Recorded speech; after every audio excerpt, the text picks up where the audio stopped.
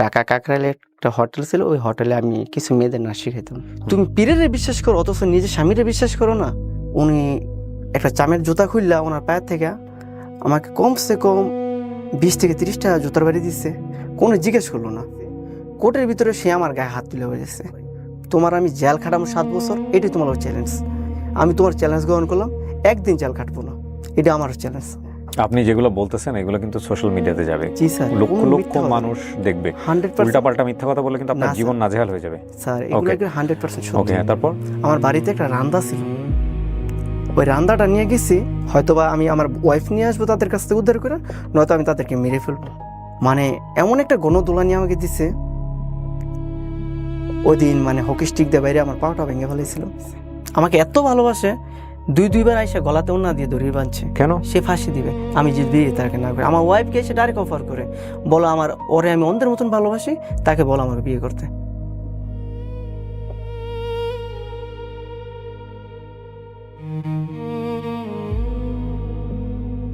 আসসালামু আলাইকুম প্রিয় দর্শক এবং শ্রোতা, আল্লাহ সর্বাবস্থায় আমাদের মঙ্গল করুন সেই দোয়া এবং শুভকামনা জানিয়ে শুরু করছি লাইফের একটি এপিসোড। আপনার জীবনের যদি কোনো গল্প থাকে, যদি মনে হয় যে আমাদের এই স্টুডিও অফ ক্রিয়েটিভ আর্টসের প্ল্যাটফর্মে এসে আপনি বলতে চান, ডেফিনেটলি সবাই অ্যাপিল করলে যে সবার গল্পে আমরা প্রচার করি তা না, আমাদেরও কিছু রুলস রেগুলেশন এবং গ্রামার আছে, তো সেগুলো মেনটেন করেই আমরা নিয়ে আসি। যেখানে অ্যাটলিস্ট কোনো লেসন আছে, জীবন থেকে শিক্ষা নেওয়ার মতো কোনো বিষয় আছে, সেগুলো মাথায় রাখি। তো আপনি আমাদেরকে ফোন করতে পারেন, আমাদের ফোন নম্বর হচ্ছে 09639887777। আমি আবারও বলছি 09639887777। নাম কি ভাই আপনার? মোহাম্মদ রাব্বানী রহমান আকাশ। আমরা যখন অনুষ্ঠান শুরু হচ্ছিল তখন আপনি বলছিলেন যে আপনি 5 বছর ধরে ট্রাই করছেন আমার সঙ্গে দেখা জি করার ভাই, জন্য। জি আলহামদুলিল্লাহ। বর্তমানে বয়স কত? 30+। 30+। জি ভাই। ওকে, আপনার জন্ম জেলা? জেলা নারায়ণ। বাবা কি করতো আপনার? আমরা বুঝে হয়ে দেখছি অনেক পরিশ্রমী কাজ করতো, মানে একেবারে দিন মজুর যেটাকে বলে। মজুর যেটা বলা হয়। 4টা ভাই বলছিলাম। আপনার পজিশন? 3 নাম্বার। আমি মাদ্রাসায় লেখাপড়া করছিলাম। আচ্ছা। তো মাদ্রাসায় ক্লাস 8-এ যখন উঠছিলাম, কিছুদিন লেখাপড়া করছিলাম, তারপর মা বাবার লেখাপড়ার খরচটা চালাতে তাদের একটু কষ্ট হয়েছে, যে কারণে আমি ভাবছিলাম থাক তাদের সংসারে একটা হালটা ধরি, ওই হিসাব করে আমি লেখাপড়াটা ছেড়ে দিচ্ছি। হালটা কিভাবে ধরছিলেন? আমার আব্বা যেহেতু এত বড় একটা সংসার পরিচালনা করে, দেখে আমি একটু কাজকর্ম করে আব্বাকে একটু সহযোগিতা করতে পারি কিনা। তখন আমাদের মদনপুর একটা নতুন গার্মেন্টস হয়েছে, অনন্ত গার্মেন্টস। ওকে। তো অনন্ত গার্মেন্টসে প্রথম জয়েন করলাম। তো গার্মেন্টস অবস্থায় কি মানে ছোটবেলা থেকে একটা ইচ্ছা ছিল, এর পাশাপাশি নাচ গান ডান্স এগুলো একটা মানে একটু কালচারাল মাইন্ড যেটাকে বলে Cultural আমাদের mind, দেশে। জি, হ্যাঁ হ্যাঁ। তো আসলে এর পাশাপাশি ওগুলোও করতাম, ডান্সও করতেন? জি, ডান্স করতাম। আচ্ছা। আর ঢাকা কাকরাইলে একটা হোটেল ছিল, ওই হোটেলে আমি কিছু মেয়েদের নাচ শিখাইতাম। 2006 সাল থেকে ডান্সের সাথে জয়েন হয়েছি। যখন নাকি একটু বুঝতে শিখলাম, আমার বয়স যখন 20 হয়েছে, আমার মানে পার্শ্ববর্তী গ্রামে আমার এক ভাই ছিল, চাচা ছিল। জি। তো চাচাদের বাসায় আমি প্রতিদিন যাওয়া আসা করতাম। আচ্ছা। তো চাচাদের বাসায় ওই মেয়েটা বেড়াইতে আসতো। তো আমাদের চাচাতো ভাইদের মানে বেআইন লাগে, চোখে চোখ রাখি। তখন ভাবতেছি না, সেও আমাকে পছন্দ করে, আমিও তাকে পছন্দ করি। আচ্ছা। বিষয়টা মানে তার ফ্যামিলির কানে চলে গেছে। অন্য একটা ছিল মেয়েটাকে পছন্দ করতো, কে জানি ফুট করে আমার বিরুদ্ধে মানে বলেই রাব্বানি যে এখানে আসে, সেখানে একটা কারণ আছে। তো আমি আসলে প্রতিদিন এক মুহূর্ত যাইতাম শুধু তার এক নজর দেখার জন্য। এমনকি তার সাথে আমি কোনোদিন মন খুলে কথা বলি নাই। ওই মেয়েটাকে একটা মাদ্রাসায় তাকে ভর্তি করে দিচ্ছে। তো যখন ভর্তি করে দিচ্ছে, তা আমিও ভাবতেছি যাক আমিও কাজের ফাঁকে ফাঁকে লেখাপড়াটা করব, তো মেয়েটাও লেখাপড়া চালাই যাক। এর মধ্যে কি আপনার কথা হয়েছে ওই মেয়েটার সঙ্গে আপনার? হ্যাঁ, কথা হয়েছে। কি বলছেন আপনি? কথাবার্তা হয়েছে, বলছে তুমি লেখাপড়া করে বড় হও, আমিও ইনশাল্লাহ লেখাপড়ায় নিজের পায়ে দাঁড়াই। মেয়েটা মাদ্রাসায় লেখাপড়া শুরু করে দিল। তখন থেকে আমিও মাঝে মধ্যে মেয়েটাকে সাপোর্ট করতাম আর দেখতে চাইতাম ওই মাদ্রাসায়। বলতেছে কই দেখেন, আমি দেখছি আপনি আমার সাথে কোনোদিন মন খুলে কথা বলেন নাই, কিন্তু আপনার দূর থেকে যে আমাকে অনেক ভালোবাসেন, এটা আমি সাপোর্টটা বুঝি। আর মাঝে মধ্যে যে আপনি মাদ্রাসায় এসে দেখা করেন, আমি প্রতি মুহূর্তে আমি অপেক্ষা করি আপনি কখন আসবেন।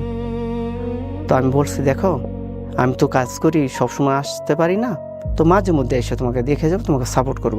আর তোমার যদি কোনো কিছু প্রয়োজন হয় আমাকে বলবা, তোমার ফ্যামিলি যদি তোমাকে চালাইতে কোনো কষ্ট হয় তো আমাকে বলবো, আমি তোমার কিছু যদি শর্ত থাকে সেটা আমি তোমাকে দিব।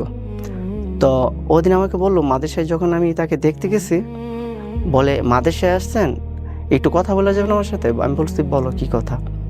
আমাকে কথা দিয়ে যান, আমরা যখন বড় হব, আপনি যখন বড় হবেন আমাকে কিন্তু কখনো ভুলবেন না, ঠিক আছে? তোমাকে কথা দিলাম। ওয়াদা করলেন তো? সে আমাকে ওয়াদাটা করাইছে। তো এইভাবে কিছুদিন যাওয়ার পরে হঠাৎ তাকে মাদ্রাসা থেকে তার ফ্যামিলি তাকে বাড়িতে নিয়ে গেল। তো আমি তো আমাদের পাশে গেলাম, তো মাঝে মধ্যে যাই, হাঁটতে দেখি ফিরি। একদিন আমাকে ফোন করলো, সে ফোন করলো, বলল দেখো আমার ফ্যামিলি বিয়ে দিতে চাচ্ছে, তুমি কি বলো? আমি বললাম দেখো, মা বাবা যা চায় তাই মাইনা নাও। আচ্ছা, আমি জীবনের শুরু থেকে ত্যাগ করা শিখছি। দেখো, তোমার মা বাবা একটা স্বপ্ন আছে, আমি জানি, তোমাকে দেখে শুনে একটা ভালো ফ্যামিলির কাছে তুলে দিবে। আর প্লাস আমি চাই না তোমার মা বাবার মনের ভিতরে কোনো আঘাত পা। বিয়ে হয়ে যাওয়ার পর আমি অন্য একটা কোম্পানিতে জব নিলাম। আপনার জীবনের প্রথম লাভ এটা, রাইট? জি তো স্যার। এই বিয়ে হয়ে যাওয়ার পর আপনার অনেক কষ্ট হচ্ছিল না, খারাপ লাগছিল না নাকি? হ্যাঁ, অনেক খারাপ লাগছিল, সবসময় দেখেই গেছি, কোনোদিন তার হাতটা স্পর্শ করে দেখিনি। অন্য একটা কোম্পানিতে জব নেওয়ার পরে আমাকে মালিকপক্ষরা মানে ছুটিটা খুব কমে দিত। তখন আমি মানে আমার আনন্দের যে অন্য সময়গুলো আছে ওইসব জিনিসগুলো আমি সময় দিতে পারি না। তো মাঝে মধ্যে বাড়িতে ছুটি পাইলে আসি। তো বাড়িতে আসার পরে মাঝে মধ্যে আমি আমার আত্মীয় স্বজন যারা ফুফু টুপু লাগে তাদের বাসায় বেড়াইতে যেতাম। তো হঠাৎ একদিন আমার তখন আমাকে বলে, তো ভাইয়া তুমি নাকি যে মেয়েটাকে চয়েস করছো সে মেয়েটা নাকি বিয়ে হয়ে গেছে। আমি বললি তুমি কিভাবে জানো? কয়েক সময় তার সাথে আমার বন্ধুত্ব ছিল। ভাইয়া তোমার একটা কথা বলবো। আমি বলছি বল। তুমি তো কে পছন্দ কইরা জীবনে ওরে পাইলে না, আমি তোমার আমার একটা মনের কথা বলি। এটা এর কয়েকদিন পরে ঘটনাটা। আমি বলছি বল। আমি না তোমার অনেক আগের থেকে পছন্দ করি। যে মেয়েটা আপনাকে কথা বলে সে সম্পর্কে কি হয় আপনার? তো মানে আপনি তো তাকে নিয়ে চিন্তাই করেন না এর আগে? চিনা এমনিতে আত্মীয় তো মাঝে মধ্যে ওদের বাসায় যাইতাম, সবসময় ছোটবেলা থেকে ওদের বাসায় যাওয়া আসা। তুমি আমারে পছন্দ করো কখন তো আমাকে বলো নাই। বলতেছে না আমি আপনাকে অনেক আগের থেকে পছন্দ করি। তো যেহেতু আপনি আমার ভাই লাগেন, আমি তো সাহস করে কখনো বলতে পারি নাই। তো আপনি যদি মনে করেন আমি তো চলে যাব, তা আসেন একটা কাজ করি, আমরা চুপচাপে মানে বিয়েটা কইরা রেখে দেই। 5 বছর পর আপনার ফ্যামিলি আমাকে ওঠাই দিব, আমাদের ফ্যামিলি আপনাকে ওঠাই দিবে। বিয়ের 5 বছর পরে বিষয়টা জানাজানি হবে। তো একদিন আমার মানে ধৈর্য মানে কান্না করা শুরু করছে। বলতেছে আমার মা নাকি আমাকে বিয়ে দিয়ে দিব, আমি তো আপনাকে ছোটবেলাতে পছন্দ করি, তো আপনি আমাকে বিয়েটা করে রাখেন। বিয়ে করার 5 বছর পরে আপনার ফ্যামিলিকে আপনি জানান, আমার ফ্যামিলিকে আমি জানাবো। তখন হঠাৎ আমি মাথায় নিলাম, আসলে জীবনে যারে সবচেয়ে বেশি পছন্দ করলাম, ভালোবাসলাম, তাকে তো বিয়ে করতে পারলাম না। ঠিক আছে, ও যতন আমাকে পছন্দ করে, ওর মনে আশাটা পূর্ণ হোক। তারপরে অত দেখাশোনা খারাপ না, ভালোই, আলহামদুলিল্লাহ। তখন আমি বলছি ঠিক আছে, বিয়ে করার আগে আমি এই বিষয়টা আমার আব্বা মার সাথে আমি একটু বিষয়টা শেয়ার করি। আমার মার সাথে প্রথম বিষয়টা শেয়ার করছি। বলছে মা, তোমরা যদি বলো ভবিষ্যতে আমি আমার হুবাতো বোনটাকে আমি বিয়ে করব। তো আমার মা বলতেছে ঠিক আছে, তোর বাপের সাথে আমি বিষয়টা বুঝবো। হয়তোবা আমার আব্বার সাথে বিষয়টা রাত্রিবেলা শেয়ার করছে। তারপরের দিন সকালবেলা আমার আব্বা আমাকে ডাকছে, বাবা তুমি নাকি তোমার মার কিছু বলছো? আমাকে আব্বা আপনার কাছে তো বয়াত, আমি আপনার সামনে তো কখনো বসিও না, তো মাকে আপনার সবকিছু বলে হলাইছে। বাবা তোমার একটা কথা বলি, তোমার সবসময় মানে তোমরা যখন থেকে বুঝে হয়েছো দেখছো তো কত কষ্ট করে তোমাদের আমরা খাওয়াই পিন্তায় বড় করছি। তো আমরা চাই তুমি বিয়ে করো, ভালো একটা মেয়ে দেখা করো, বা আমরা করাই যদি বিয়ে করতে ইচ্ছে করে। তো কথা হয়েছে আত্মীয়তার ভিতরে বিয়ে করো না। আচ্ছা, আত্মীয়তার ভিতরে বিয়ে করবা, এই বন্ধনটা পরবর্তীতে ফাটল ধরবো। এখন মাঝে মধ্যে যাই, তাদের বাসায় যাইতাম আসতাম, যা আসা হইতো। তখন হঠাৎ বলতেছে আপনার যে আমি পছন্দ করি, আপনি কি আমার কথাটা রাখবেন না রাখবেন না? আমি বলছি কি কথাটা বলো? বলছি আমি আপনাকে অফার করছি, আপনি আমাকে আপাতত বিয়ে করে রাখেন, 5 বছর পর বিষয়টা জানাজানি হবে। হঠাৎ সে একদিন স্কুলে এসে আমাকে ফোন দিচ্ছে। আচ্ছা, স্কুলে এসে ফোন দিয়ে বলে চলেন কাজীর বাড়িতে যাব। আমি বলতেছি হঠাৎ কাজীর বাড়িতে যাইবে? বলতেছে হ্যাঁ কাজ আছে, কাজীর বাড়িতে যাব, প্রয়োজন আছে, চলেন।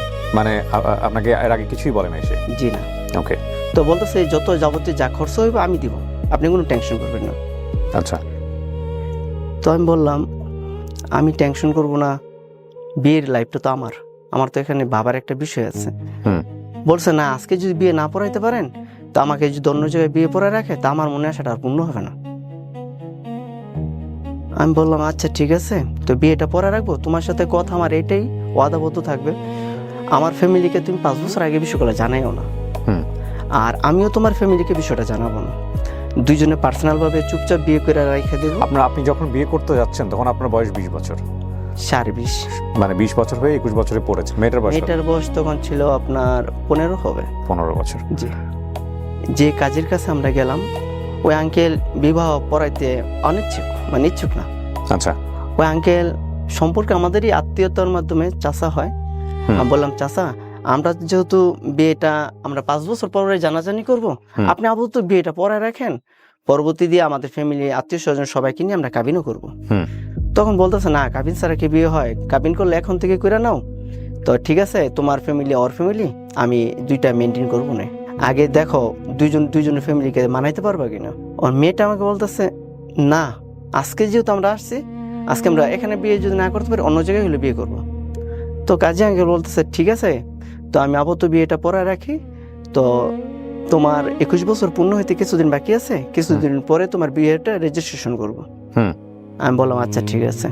তো আমাদের বিয়ের তারিখটা হচ্ছে 11 তারিখ 11 মাস 2010 সাল। বিয়ে করার পরে সে তার বাড়িতে চলে গেল, আমি আমার মতো আমার বাড়িতে চলে আসলাম। আপনাদের এই বিয়েতে মানে কেউ কোনো সাক্ষী ছিল না, আপনার ফ্যামিলি মেম্বার? স্যার, আমার এক বন্ধু ছিল, আর মানে দুইটা বন্ধু ছিল, একটা বন্ধু মানে উকিল বাব যেটাকে বলা হয় ওই হিসেবে সাক্ষী ছিল, আর একটা বন্ধু পার্সোনাল ভাবে সাক্ষী ছিল। মেয়ের বাবা জানতো না বিয়েতে? মেয়ের বাবা কিছু জানতো না, মাও কিছু জানতো না?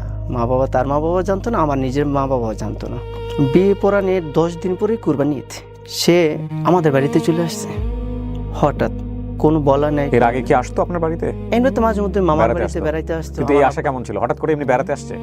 হঠাৎ করে বেড়াইতে আসছে, কিন্তু সাইড ব্যাগে করে 2 সিট জামা নিয়ে আসছে।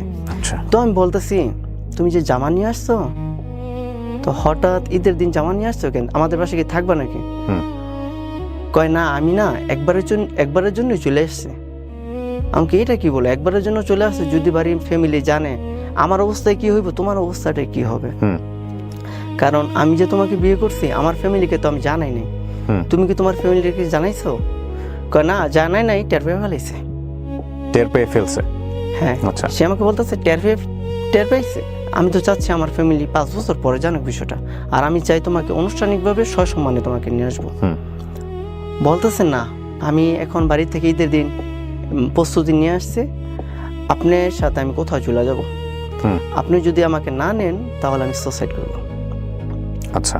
তো আমাদের বাড়িতে এসে বলতেছে, তো আমাদের গ্রাম আর তাদের গ্রাম মানে পার্শ্ববর্তী গ্রাম, যখন বলছে এই যে মেইন রোড পার হয়ে আসছে, যদি আমাকে এখন ফেরাই দেন তো আমি মেইন রোডেই সুসাইড করব। আমি তাকে অনেকবার ঈদের দিন, যেহেতু আমাদের বাসায় তাকে খাওয়া দাওয়া করেছি, আমি অনেক পার্সোনালভাবে তাকে আমার রুমে নিয়ে অনেকবার সুন্দরভাবে বুঝেছি। আমাকে দেখো তুমি এইভাবে পাগলামিটা করো না, যদি এইভাবে পাগলামি করো আমারও একটা কাজের লাইফ আছে, আমি চাইতেছি নিজের পায়ে দাঁড়াইয়া তোমার সাথে আমি মানে ভালোভাবে ঘর বাঁধবো। সে বলতেছে না, আমার কথা একটাই, আমি যেটা বলবো সেটাই করবো, নয়তো আমি সুসাইড করব। হঠাৎ মাথায় আসলো আমার বড় ভাই বিয়ে করার পরে উনি মিরপুর থাকতো, মিরপুর 10-এ শেরাপাড়া, ওইখানে থাকতো। আমি তাকে নিয়ে ঈদের দিন ওই মিরপুর চলে গেলাম। আচ্ছা। তো ভাবি তো ওকে চিনে ভালো কইরা, তো ভাবি মনে করছে তাকে নিয়ে আমি ভাবির পাশে বেড়াইতে আসছে। তো ভাবি বলতেছে কিরে ভালো আছোস? আমাকে হ ভাবি ভালো আছি। কয় মানে আমার ওয়াইফের নাম, তো বলতেছে তুই তো একবার বউর সাথে নিয়ে আইসস, কর দি বউর মতন দেখা যায়। আমি কই ভাবি তোমার সাথে বিষয়টা আমি খুইলা বলতেছি, আগে পানি দাও, পানি খেয়ে নি। তো আজকে সত্য কথাটা বলে দিই, হয়তো বা কি সাথে কি হয়ে গেছে আমি বুঝতে পারতেছি না। তো আমরা চুপচাপে বিয়ে করে রাখছি, চাচ্ছিলাম তোমাদের জানাই শোনা 5 বছর পরে আনুষ্ঠানিকভাবে আমরা বিষয়টা তাকে উঠায় নিয়ে আসবো। এখন ভাবি সে তো আমাকে চাপ দিয়ে আজকে তোমাদের বাড়িতে নিয়ে এসে পড়ছে। এখন আমার ফ্যামিলি যদি, আমার বাবা যে রাগী মানুষ, খুব সহজ সরল, খুব রাগীও, উনি যদি জানে আমি বিয়ে করে ফেলেছি, এখন হঠাৎ ভাবি আমাকে মাইরেই ফেলাইবে, আমার তুমি সামলাও যেভাবে পারো। তো ভাবি আবার আমার সাথে শান্ত আসছে, তো তুমি যেখানে আসো বাড়িতে আসো। তো ভাইয়া যখন বাড়িতে আসছে, ভাবি ভাইয়ের সাথে বিষয়টা শেয়ার করলো, বলল দেখো হয়তো এই কাজটা করে ফেলাইছে, এখন কি করা যায়? এখন ভাই বলছে ঠিক আছে, ছোট ভাই যেহেতু ভুল করে ফেলাইছে, যেভাবে সমাধান করা লাগে সেভাবে সমাধান করব। বিয়ের কতদিন পরের ঘটনা এটা? বিয়ে 10 দিন পর। মাত্র 10 দিন? জি, যেখানে 10 5 দিনের বছরের দিন- কমিটমেন্ট ছিল সেখানে 10 দিনের দিন সে আমার বাড়িতে উঠে গেছে স্যার। আপনার দোষগুলো বললেন, জি জি, যেগুলো আমার একপাক্ষিক বক্তব্য, না, না, তো না, এগুলো আমি- দেখা যায় শুধুমাত্র যে অপর পক্ষের দোষ আসে। না হ্যাঁ, স্যার, আপনি আমি নিজের কখনো দোষগুলো মানে বলেন। কোনো কিছু লুকাই না, ঠিক আছে, হ্যাঁ। সব সময় নিজের উপর আর এখানে একটা জিনিস মনে রাখবেন, আমাদের ডিসক্লেমারে কিন্তু স্পষ্টভাবে বলে দেওয়া আছে, যে কোনো লাইফ স্টোরিতে যে কোনো একজন বক্তব্য দিচ্ছে মানে এটা একপাক্ষিক বক্তব্য, সুতরাং এই বক্তব্যকে কোনোভাবে এভিডেন্ট হিসেবে নেওয়া যাবে না। এবং যখন কোনো একজন মানুষ, আমি যদি আমার নিজের লাইফ স্টোরি বলি, দেখবেন যে আমি আমাকেই হিরো বানানোর চেষ্টা করবো, আর আমার জীবনে কোনো দোষ নাই, সব দোষ আমার সারাউন্ডিংয়ে। বিষয়টা এরকমই হয় গল্প বলার ক্ষেত্রে, বাট সেদিক থেকে এটাকে সম্পূর্ণ নিউট্রাল স্টোরি বলা যাবে না, কখনোই সেটা সম্ভব না। জি বলেন। তারপরে তো ভাইয়া যে ফ্ল্যাট বাসাটায় থাকতো, ওই ফ্ল্যাট বাসাটা ভাইয়া দেখাশোনা করতো। ভাইয়া ওই ফ্ল্যাট বাড়িটার দেখাশোনার দায়িত্বে ছিলেন। তো ওই ফ্ল্যাট বাড়িটা প্রায় 11 তলা ছিল। তো ভাইয়া তো নিচতলায় থাকতো, ভাবি নিচতলায় থাকতো। ঠিক মাগরিব সময় সে ছাদে যেয়ে উঠছে। তো ভাবি বলতেছে, যেহেতু বিয়ে করছো নতুন বউ, এই মাগরিবের সময় তার ছাদে থেকে নামাও, আর ছাদে যেহেতু বাউন্ডারি নাই, হঠাৎ যদি মাগরিবের সময় পুরো টুরে যায় বিপদ হবে, তার মাগরিবের সময় তার ছাদে থেকে নামাও। এখন তাকে আমি বললাম, তুমি ছাদে থেকে নেমে আসো। বলতেছে যতক্ষণ আমার মনে চাইবো ততক্ষণ আমি ছাদে থাকবো, তোমারটা তুমি নিচে যেয়ে বসে থাকো। মানে আপনি এমন কি বলছেন যে সে ছাদে উঠে গেছে? না, কিছু বল, রাগারাগি কিছু হয় না? জি না, কোনো রাগারাগি হয়নি। তারপর তখন আমি মানে মনে মনে একটা জিনিস ভাবতেছি, আজকে তার আমার প্রথম সাক্ষাৎকার, সে আজকে প্রথম দিনে আমার সাথে তেরামি করতেছে, মানে আমার ভিতরে কেমন জানি খুব কষ্ট লাগতেছে। তখন মানে ওরা বারবার বুঝিতেছি, প্লিজ চলে আসো, নিচে আসো, যদি তোমার কিছু কষ্ট থাকে বা কোনো কিছু বলার থাকে বাবির সামনে এসে বলো, বা আমার যদি কোনো ভুল ভ্রান্তি থাকে তুমি বাবির সামনে এসে বলো। কয় না, ভাবতেছি বাড়ি থেকে আমাকে মানে খুঁজবো, আমি তো বললে আসিনি। আমাকে ঠিক আছে, বাড়িতে আমি বাবির সামনে যাই, বাবিরে দিয়ে আমি তোমাদের বাড়িতে ফোন দেওয়া হইতেছি, তোমার যাতে না খুঁজে। তখন তারপরও ছাদে থেকে নামে না, প্রায় এশারের সময় হয়েছে, তখন অনেক বুঝে শুনে তাকে ছাদে থেকে নামাইছে। আমার ভাবি ওকে বলতেছে, কি গো তুই এমন তেরামি করস কেন? বলতেছে, ভাবি ভালো লাগে না, তাই ছাদটায় দেখলাম আকাশের আবহাওয়াটা কিরকম। তখন বলতেছে, ভাবি দেখো, যেহেতু ভুলটা দুজনই করছো, দুজনে শুধরে নিও, আমার দেবরটা খুব সরল সহজ সোজা, তারে তুমি কষ্ট দিও না। আমার ভাবি বুঝে শুনে তাকে আমাকে আলাদা মানে রুমে দিছে রাত্রেবেলা। এখন মানে আমার ভিতরে মানে খুব কষ্ট লাগতেছে। তার সাথে আমার প্ল্যানটা ছিল 5 বছরের কন্ট্রাক্ট, 5 বছরের পরে তার আমার সাক্ষাৎ হবে, 5 বছরের পরে আমার মা বাবার স্বপ্ন একটা পূরণ করে আসবো, নিজের পায়ে একটু দাঁড়ানোর প্ল্যান ছিল। এখন সে তো আমার সব কিছু প্ল্যানগুলোই মানে এক মুহূর্তে নষ্ট করে ফেলাইলো। তখন আমি ওরে বুঝাইতেছি, দেখো আগামীকাল আমরা দুজন বাসায় চলে যাব, দেখো তোমাকে বুঝে শুনে আমার ভাইয়া তোমাদের বাসায় দিয়ে আসবে, আমি আমার বাসায় থাকবো। ও বলতেছে, না আমি তোমাকে ছাড়া এক মুহূর্ত থাকবো না। আমি বলতেছি, দেখো তুমি যে আমাকে এভাবে তেরামি করে আমাকে যে মানে বলতেছো, আমার তো আসলে কষ্ট হইতেছে ভিতর দিয়ে, কারণ আমার তো প্ল্যান ছিল তোমাকে নিয়ে একটা ভালো মানে ঘর বাঁধবো, কিন্তু আমি নিজের পায়ে দাঁড়ায় নিব, আমার এরকম একটা প্ল্যান ছিল। তুমি যে আমাকে আসলে এখন এভাবে ব্রেকমেলের মতো করতেছো, আসলে আমার ভবিষ্যৎটা তো আমি অন্ধকার দেখতেছি। বলতেছে, আজকের পর থেকে আমি যেভাবে বলবো সেভাবে উঠতে হবে, সেভাবে বসতে হবে। কয় আগামীকাল বাসায় যাব ঠিক, কিন্তু আমার বাসায় না, তোমার বাসায়। আমার ভাইয়া আমার ভাবি তারাই ডিসিশন নেবে কে কার বাসায় যাবে। সে বলছে, না আমি এখানেই বেড়াবো। ঈদের পরের দিন আসতে পারিনি, তার 2 দিন পর আমাদের বাড়িতে আসছি। আসার পরে বিষয়টা জানাজানি হয়ে গেছে। তো আমার আব্বা মানে এত বড় একটা কষ্ট মনের ভিতরে নিয়েছে, বলছে, তোরে বাবা আমি এত আদর করি ছোটবেলা থেকে, তুই আমার মনটা এমনভাবে ভাঙছস, তারপর দোয়া করি তুই সুখে থাক, কিন্তু আমার একটা স্বপ্ন ছিল তোরে নিয়ে, আপাতত মেয়েকে বাসায় যাইতে বল, বিষয়টা আমরা মুরব্বীরা বৈশা দেখতেছি। তো আব্বার চোখের পানিগুলো দেখে ওই দিন অনেক কষ্ট লাগছে। ওই মেয়েটা আমাদের বাড়ি থেকে তারপরও যাইতে রাজি না, বলতেছে, না এখন যদি আমি আমাদের বাড়িতে যাই আমাদের ফ্যামিলি, আমার মা আমাকে মারধর করবো। আমি বলছি, দেখো আমার বাবা মা এনবিতে মাইনা নেয় না, আমার ভাইয়া ভাবি বুঝে শুনে অনেক কষ্টের পরে তাদেরকে একটু আয়াতে আনছে।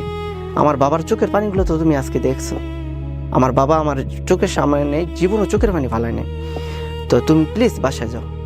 অনেক বুঝে শোনানোর পরে বাসায় গেছে। কিছুদিন পরে তাকে উঠাই দেবে, মানে একটা ছোট অনুষ্ঠান করে তাকে আমার কাছে উঠাই দেবে। উঠাই দেওয়ার কিছুদিন আগে সে আবার আমার বাসায় চলে আসছে। সে বলতেছে কয় না, আমাদের ফ্যামিলির কোনো অনুষ্ঠান করার দরকার নেই, খরচপাতি করার দরকার নেই, আমি এমনিতেই তোমার বাসায় চলে এসে পড়ছে। আমি বলছি দেখো, তুমি তো নিয়মকানুনগুলো ভঙ্গ করতেছো, এটা সুন্দর হয় না। দুইজনের বাসায় অনুষ্ঠান হবে, আমি বরযাত্রী সাহায্যে তোমার নিয়ে আসবো, সুন্দর একটা আনুষ্ঠানিকভাবে ওঠাই দিব। সে আর অনুষ্ঠানটা করতে দিল না আমাদের। 2 দিন পর যখন বাসায় আইসা পড়ে, আমার আব্বা মা বলছে ঠিক আছে, ওর কথাই সবসময় থাক। তো 2-3 মাস পর সে প্রেগনেন্ট হলো। যখন বাচ্চা হয়েছে তো তার সাথে আমার একটা প্ল্যান ছিল, আমি দিনের রাস্তায় একটা চিল্লা দিতে যাব। যখন নাকি আমি 48 দিন পার করে আমি আমার বাড়িতে ফিরলাম, তখন স্যার হঠাৎ মানে আমি চিল্লা যাওয়ার আগে যেরকম একটা সুন্দর ভালো ব্যবহার দেখছি, হঠাৎ মানে দেখি তার মানে একটা রং ব্যবহার চলে আসছে তার ভিতরে, ব্যাপারটা চেঞ্জ হয়ে গেছে। যখন আমি বাড়িতে আসছি তাকে আমি বলতেছি দেখো, তুমি তো অনেক সুন্দর করে আমার সাথে কথা বলতা, এখন হঠাৎ ব্যবহারটা কিভাবে রং করতেছো কেন? কই দেখেন, মনে কিছু নিয়েন না, আপনি তো চিল্লাই যান নাই, আপনি বিয়ে করে অন্য জায়গায় যে সময় কাটাইছেন এটা আমি জানি। সন্দেহ করেছে আপনাকে? একটা সন্দেহ করেছে।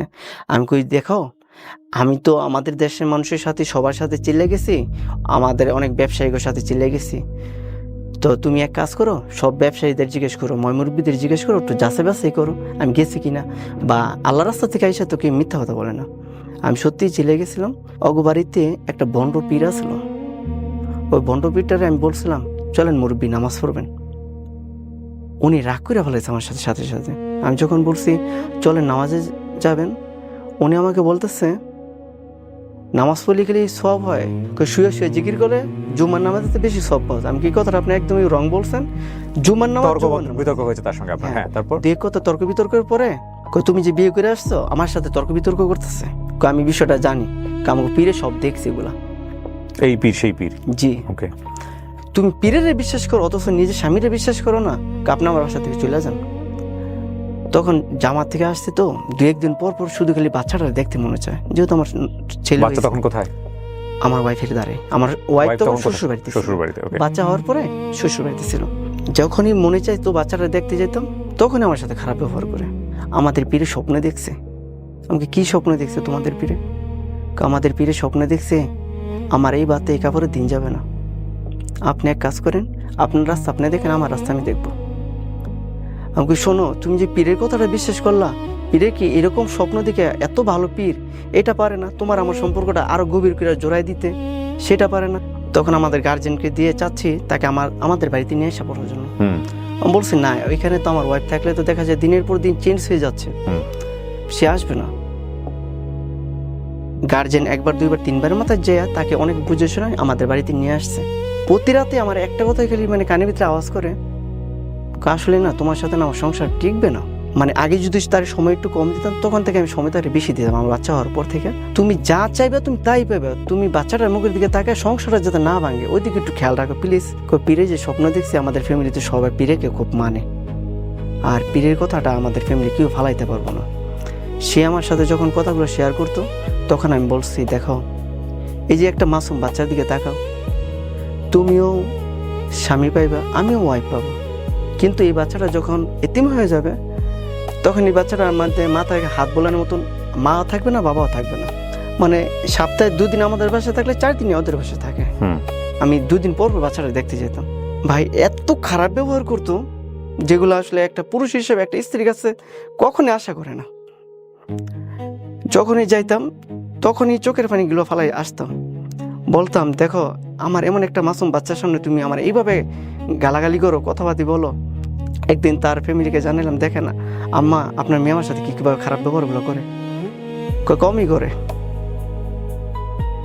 বলতেছে তোমারে যাইতে বলছে। মানে ভাষা হয়েছে আমাদেরই সম্পর্কে, মানে আত্মীয়তার ভিতরে আমার এক চাচু লাগে, উনি একটু প্রভাবশীল মানুষ।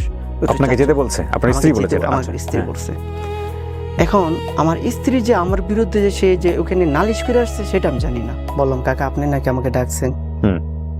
বলতেছে হ্যাঁ তোমার ওয়াইফ তো অভিযোগ দিয়ে গেছে তুমি নাকি তাকে খুব টর্চার করো। আমি বলছি না কাকা, এটা তো ওই মিথ্যা অভিযোগ দিয়ে গেছে। কই ঠিক আছে, তোমার আব্বা আম্মুরে আর ওর আব্বা আম্মুরে দুজন রে, তোমাদের ফ্যামিলি মুরব্বীদেরকে একান্ন করে আমাকে ডাকবা। তখন ডাইকা মানে সব জিজ্ঞেস করছে, তোমার মেয়েটা নাকি খুব টর্চারিং করে, তো ওর মেয়ে তো আমার কাছে এসে বিচার দিয়ে গেছে, এখন কোনটা সত্য মিথ্যা এই জিনিসটা যাচাই করার জন্য তোমাদের দোনো পক্ষকে ডাকা হয়েছে। চাচু অনেক ভালো, তো আমাকে ডাক দিয়ে বলতেছে এই নাও, তোমাকে দিলাম 5,000, মেয়েকে দিলাম 5,000, এই যে আমি আজকে বিচার করলাম উভয় পক্ষ দুইজনকে 10,000 টাকা দিলাম, দুই ফ্যামিলি দুইজনকে দাওয়াত করে আইন না, দোনো ফ্যামিলি খাওয়া দাওয়া করে সুন্দরভাবে মিলমিশভাবে খুব সুন্দরভাবে চলবা। তো চাচুর বিচারগুলো খুব সুন্দর। তখন আমরা দোনো ফ্যামিলিকে দাওয়াত করে আবার খাওয়াইলাম। খাওয়ানোর 2-4 দিন পরে ওই চাচুর কাছে কাকার কাছে আমার ওয়াইফ যে আবার বিচারে দিছে, বলতেছে তোমার যাইতে বলছে তুমি দেখা করবা। বলতেছে কাকা কয়েকদিন আগে আমাদের বিচার আচার করলো, তারপরে খুশিয়া তোমাকে আমাকে 10,000 টাকা দিল, আজকে আবার কেন যেতে বলছে। আমার মনে হইতে খুব খারাপ লাগতেছে, কাকা কেন আমাকে যেতে বললো। সে উল্টাপাল্টা কি বললে আসলো কাকার কাছে যায়। আমি যখন কাকার বাসায় গেছি দেখি উনি একটু বিজি, মানে কাজ করতেছে উনি বাসায়। বললাম কাকা আপনি নাকি আমাকে আসতে বলছেন। তো ওনার সামনে যখন আমি যা দাঁড়াইছি, উনি একটা চামের জুতা খুললা ওনার পায়ের থেকে আমাকে কমসে কম 20 থেকে 30 টাকা জুতার বাড়ি দিচ্ছে, কোনো জিজ্ঞেস করলো না। আমি না মানে জুতার বাড়িগুলো খাইয়া মানে অকর্মা ঠকে গেলাম সবার সামনে, মানে ওনার বাড়ির ফ্যামিলি মেম্বারদের সামনে সবার সামনে যখন জুতা দিয়ে বাইরে এলো না, আমি মানে আশ্চর্য গেলাম। বললাম কাকা আপনি তো আমার অনেক আদর করেন, ছোটোবেলার থেকে ডাক খোঁজ দেন, কাকা আপনি আমার মারলেন কারণটা কি। কয়েকদিন আগে তোর বিচার আচার করে তোকে 10,000 টাকা দিলাম, দোনো পক্ষের দাওয়াত করে খাওয়াবি, আবার ওয়াইফরে কেন কষ্ট দিস। তখন আমি বলছি কাকা আপনি যে আমার জুতা দিয়ে এতগুলো বাড়ি দিচ্ছেন, আমার মনের ভিতরে কাকা কোনো কষ্ট নেই, কিন্তু আমার একটা কষ্ট কাকা, আমার জানতে ইচ্ছে করতেছে কেন আমারে মারছে। তখন বলতেছে তোর ওয়াইফরে নাকি তুই খাওয়া পিন্তার কষ্ট দিস, এই অভিযোগটা আমার কানে দিয়ে গেছে। আমি বলছিলাম কাকা আপনি উভয় পক্ষ দুজন থেকে যাচাই করে তারপর বাড়িটা দিলে আমার গায়ে লাগলো না। তো উনি আবার আমরা পরবর্তী দিয়ে আমাকে মাথা হাত দোলাই দিয়ে বলতেছে ঠিক আছে তোর ওয়াইফের কথা শুন না, কাজের ব্যস্ততার মাঝে মাথাটা ঠিক ছিল না, তোরা ডাইকাই না তোর জোতাদা বাড়িগুলো দিলাম। পরবর্তী বলতেছে তুমি এইগুলো কেন চাষের কাছে মিথ্যা কথা বলে আমাকে জোতাদা বাড়ি খাওয়াইছো। তুমি আপুস আমাকে ছাড়ো না, আমার তো তোমার সাথে তো পোল্ট্রি লুইতে হইব। আমি এইভাবে মানুষের দিয়ে অপমান করাইবা, মানুষের দিয়ে জোতার বাড়ি খাওয়াইবা, আমি কি অপরাধ করছি। আমি তো তোমার দিন রাত বুঝাইতেছি আমার সন্তানটা এতিম হয়ে যাবে দেখে তোমার কাছে আমি সবসময় ছোট হয়ে থাকি, আর তুমি আজকে এলাকার একটা মান্যগণ্য ব্যক্তির দিয়ে এইভাবে আমার অপমান করাটা তোমার একদম ঠিক হয় না। তারপরও সন্তানটার দিকে তাকায় ভাইয়া আমি সব কিছু মাইনা নিই। আমার আব্বা বলছে যত কষ্টই বাচ্চাটার কোনো জিনিস যাতে এতিম না হয় ওদিক সবসময় ফলো করবে। এই ঝগড়ার পর থেকে আমি একটু কম যাই তাদের বাসায়। তো একদিন আমার ছেলেকে আমি রাত্রিবেলা দেখতে গেছি, সে এমন মানে নম্র ভাষায় কথাবার্তাগুলো বলতেছে, জঘন্য ভাষায়। আমার মা বাবার তুলে যখন আমার গালি দিছে আমি নিজের স্যার তখন মানাইতে পারিনি। তখন বলতেছে লজ্জা শরম থাকলে আর কোনো দিন তুই আমার দরজাতে আসবি না। আমি বলছি দেখো লজ্জা শরম যদি আল্লাহকে আমার দিয়ে থাকে আর কোনো দিন তোমার দুয়ারে আমি আসবো না। সে আমার বলতেছে কালকে সকালবেলার ভিতরে তোর আমি তালাক লেটার পাঠাই দেবো, তুই কখনো আমার বাসায় আসবি না। কালকে সকালে তাই দিচ্ছে তার কাছে। তালাক দেওয়ার 12 দিন পরে মানে আমার নিজের থেকে আমি উদ্যোগ নিচ্ছি, সে আপুসও বসতে চায় না, তালাক পেপার সে যেহেতু গ্রহণ করছে, আমি নিজের টেনশন কমানোর জন্য অন্য একটা মেয়ে নিয়ে আমি নিজের লাইফটাকে সাজাবো, তার আশা আমি বাধা দিব। তার তালাক আমি তালাক দেওয়ার 12 দিন পরে আমি নোয়াখালীতে গেছি, মানে ওইখানে আমার আত্মীয় নিয়ে গেছি, আমার বড় ফুফুকে নিয়ে গেছি।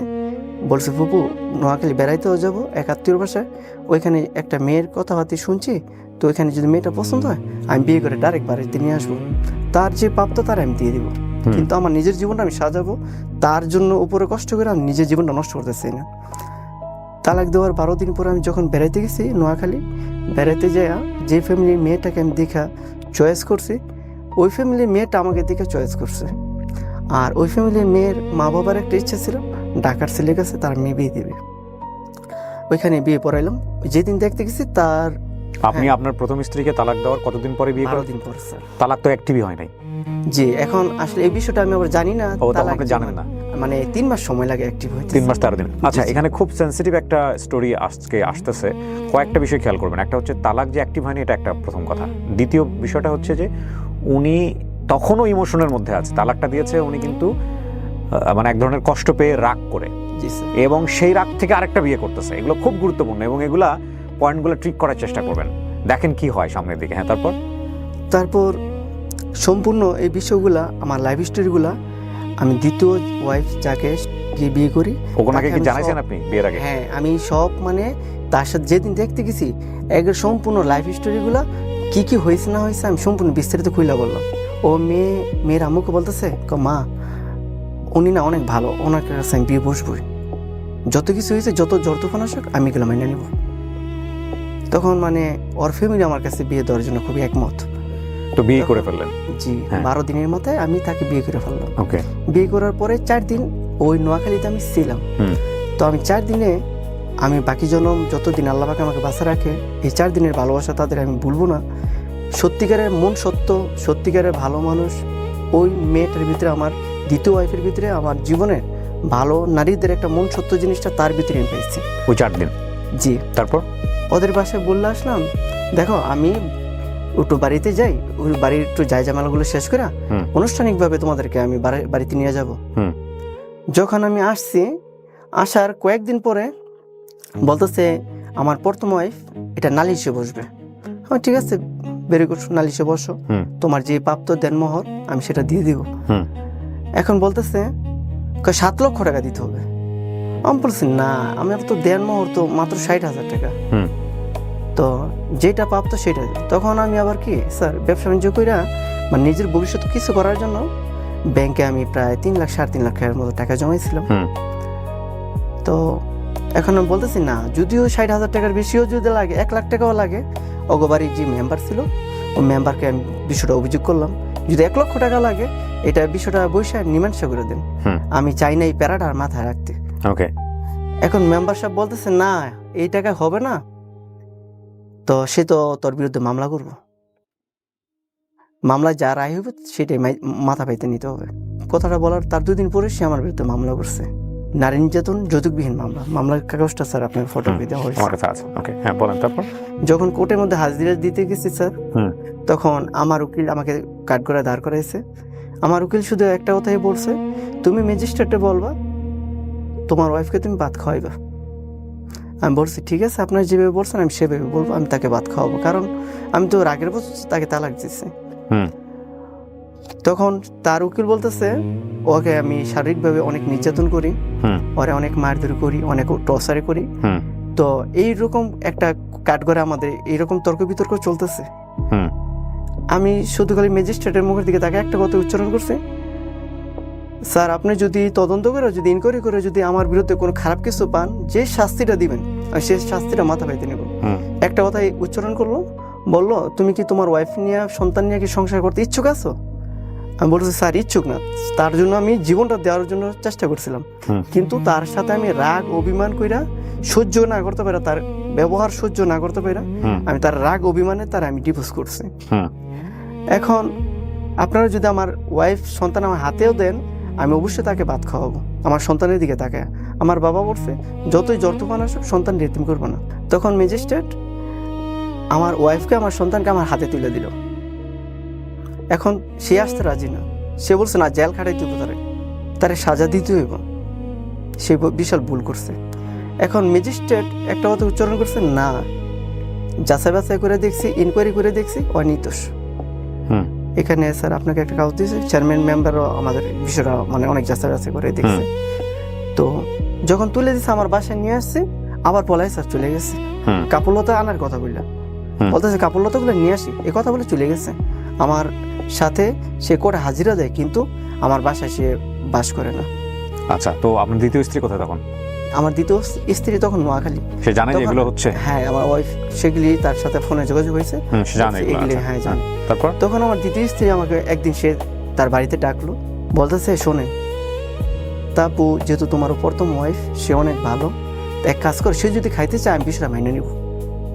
তুমি তোমার সন্তানটা এতিম করো না, তুমি প্রয়োজন আমি তারে মাইনা নিব, তুমি দেখো ওরে বুঝেছো না, যদি আমিও খাবো সেও খাবে, যদি তুমি ম্যানেজ করে নিতে পারো তারে এই অফারটা করো।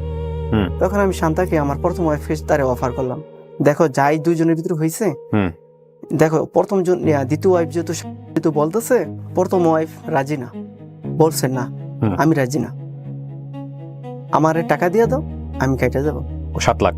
7 লাখ। তখন আমি বলছি না, আমি মামলায় যেহেতু খাইয়া ফেলাইছি, তোমার সাথে আর আপোষ এইভাবে যাইতে রাজি না, কোর্ট থেকে যেটা রায় হবে আমি সেটাই মাথা পাইতে নিব। তো যতবারই হাজিরা দিই ম্যাজিস্ট্রেট আমার সন্তান আমার ওয়াইফ আমার হাতে তুলে দেয়। যেদিন তৃতীয় হাজিরার সময় আমার হাতে তুলে দিছে, কোর্টের ভিতরে সে আমার গায়ে হাত তুলে হয়েছে, তখন না আমিও তার গায়ে হাত তুলে ফেলাইছি। সে হাত তুলছে, আপনি তুলছেন? হাত তুলছে, কিন্তু মানে ম্যাজিস্ট্রেটের রুম থেকে বের হয়ে বারিন্দায় হয়তো আমার গায়ে তারা যখন আঘাত করছে আমার রক্ত বের হয় না, কিন্তু আমি যখন নাকি তাদেরকে শুট করছে, মানে তার নাক দিয়ে রক্ত বের হয়ে গেছে, তার আম্মুর নাক দিয়ে রক্ত বের হয়ে গেছে। কিন্তু ম্যাজিস্ট্রেটের লোকজন এই বিষয়টা দেখে পরবর্তী সাথে সাথে আরেকটা মামলা করলো, সঙ্গে সঙ্গে স্পট একটা মামলা হয়েছে, স্পটে আরেকটা মামলা হয়ে গেছে, সাথে সাথে আমার বিরুদ্ধে ওয়ারেন্ট হলো। তখনও আমি তাদের বাড়িতে আবার আসছি, বলছি কেন আমার জীবনটা নিয়ে এত খেলা খেলতেছিস, যদি নাই খাস বা নাই চলতেছিস আমার সাথে, তাহলে একটা আপোষের মধ্যে তোরা তা রাজি না, তো কেন কোর্টের মধ্যে মামলা করে আবার কেন আমার ওয়ারেন্ট বার করলি? তখন আমার সাথে চ্যালেঞ্জ করলো আমার ওয়াইফ, বলছে টাকা পাই বা না পাই, তোমার আমি জেল খাটাবো 7 বছর, এটাই তোমার চ্যালেঞ্জ। আমি তোমার চ্যালেঞ্জ গ্রহণ করলাম, একদিন জেল খাটবো না, এটা আমার চ্যালেঞ্জ। ওয়ারেন্ট হয়ে গেলে আপনি কি করলেন? তখন আমার বাড়িতেই আমি বাস করতেছি। আচ্ছা, ওয়ারেন্ট হলো তো আপনাকে সাথে সাথে ওয়ারেন্ট হলো তো সাথে সাথে অ্যারেস্ট করে নেই। আচ্ছা, পুলিশ যখন আমাদের বাড়িতে আসছে, তখন হয়তো আমি বাড়ির বাইরে ছিলাম, আমাকে পায় নাই, ওই দিন চলে গেছে। তারপরের দিন শুক্রবার দিন যখন সকাল সময় আমার আব্বা দোকানে গেছে, তখন আব্বা আর আমি দুইজনে মিলে মুদি দোকান চালাই। দুপুরবেলা জুমার নামাজ পড়ে আসছে, উনি খাওয়া দাওয়া করবে, তো ওই সময় পুলিশ আইসা, মানে আমার আব্বারই মামাতো ভাই সাথে আসছে, আমার আব্বাকে ধরাই দেওয়ার জন্য পুলিশের কাছে। তো মামলার আসামি আপনার বাবাও ছিল? আমার বাবা। মানে ওখানে হাতাহাতি আপনিও করছেন, আপনার বাবাও করছে? না, ওনারা এখন হাতাহাতি করেনি। আমার আব্বার কথা হয়েছে, ঠিক আছে আমি খানাটা খাইতে বসছি, খানাটা খাই, আমার যে মামা শ্বশুর সম্পর্কে আমার এই আব্বার ভাই হয়, বলছে না খানা খাওয়ার কোনো সময় দেওয়া যাবে না। তখন পুলিশ সাথে সাথে অ্যারেস্ট করে আমার আব্বাকে ওই দিনের রাত্রে, ওই সময় আপনি কই ছিলেন? ওই দিন আমি বাসায়। আচ্ছা, যখন নাকি আমার বাসা মানে দোকানে, মানে দোকান থেকে আমাদের বাসা। ও আচ্ছা আচ্ছা, আপনার বাবা কোথায় ছিল? আমার বাবা দোকানে ছিল। আর দোকান থেকে অ্যারেস্ট করছে? জি, দোকান থেকে অ্যারেস্ট করছে। আর আপনি তখন বাসা থেকে খবর পেয়ে পালিয়ে গেছেন? আমি বাসা থেকে মানে খবর পেয়ে পাশের বাসায় ছিলাম। এখানে একটা বিষয় আমি বারবার বলি আপনাদেরকে, আমি আবারও বলছি, এটা একপাক্ষিক বক্তব্য। যাকে নিয়ে যেভাবে বক্তব্য দেওয়া হচ্ছে, সেই ব্যক্তি যদি এখানে উপস্থিত থাকতেন তাহলে অবশ্যই বক্তব্য অন্যরকম হতো। সুতরাং একপাক্ষিক বক্তব্যকে কোনোভাবে এভিডেন্স হিসেবে নেওয়া যাবে না। আর এই জন্যেই আমরা উনি যাকে নিয়ে বক্তব্য দিচ্ছেন তার পরিচয় সমস্ত কিছু আমরা এখানে গোপন করছি। আমাদের এখানে মূল টার্গেটটা কি? আমাদের এখানে মূল টার্গেটটা হচ্ছে ওনাকে জাজমেন্টে নেয় না, ওনার জীবনে যে ঘটনাগুলো ঘটেছে সেখান থেকে যদি সেলফ লার্নিং, মানে নিজেদের শেখার কোনো কিছু বিষয় থাকে, সেই বিষয়টাকে আমরা ফাইন্ড আউট করব। সুতরাং এই বক্তব্য বা এই স্টোরি কোনোভাবেই জাস্টিফিকেশনে নেওয়ার সুযোগ নাই। উনি যেটা বলতেছেন সেটা 100% সত্য, সেটা আমরা দাবিও করছি না। তখন আমি জানতে পারলাম আমার আব্বাকে দোকান থেকে ধরে নিয়ে গেছে। তখন স্যার দিনটা ছিল শুক্রবার, আমি রবিবার দিন আব্বাকে আমি থানায় দেখতে যাই, মানে থানা থেকে জেলখানায়, আমাদের নারায়ণগঞ্জ জেলখানায় ওনাকে প্রেরণ করে দিয়েছে। তো নারায়ণগঞ্জ জেলখানা রবিবার দিন দেখতে গিয়ে যখন গেছি, তখন আমার নামটা আমি চেঞ্জ করে গেছি। তো আমার নাম রাব্বানী রহমান আকাশ, আমি শুধু আকাশ নামে পরিচয় গেছি। তো আব্বা যখন দেখছি জেলখানায়, আমার আব্বার শুধু খালি চোখের পানিগুলো আমি দেখছি। আমি বলছি আব্বা যত টাকা লাগে আমি কালকের ভিতরে আপনার জামিন দেবো, আপনি চোখের পানি ফেলেন না। বলতেছে কয় আসলে তুই তো অনেক ভালোবাসার মানুষ রে, আসলে তুই কেন আমার দেখতে আসছিস?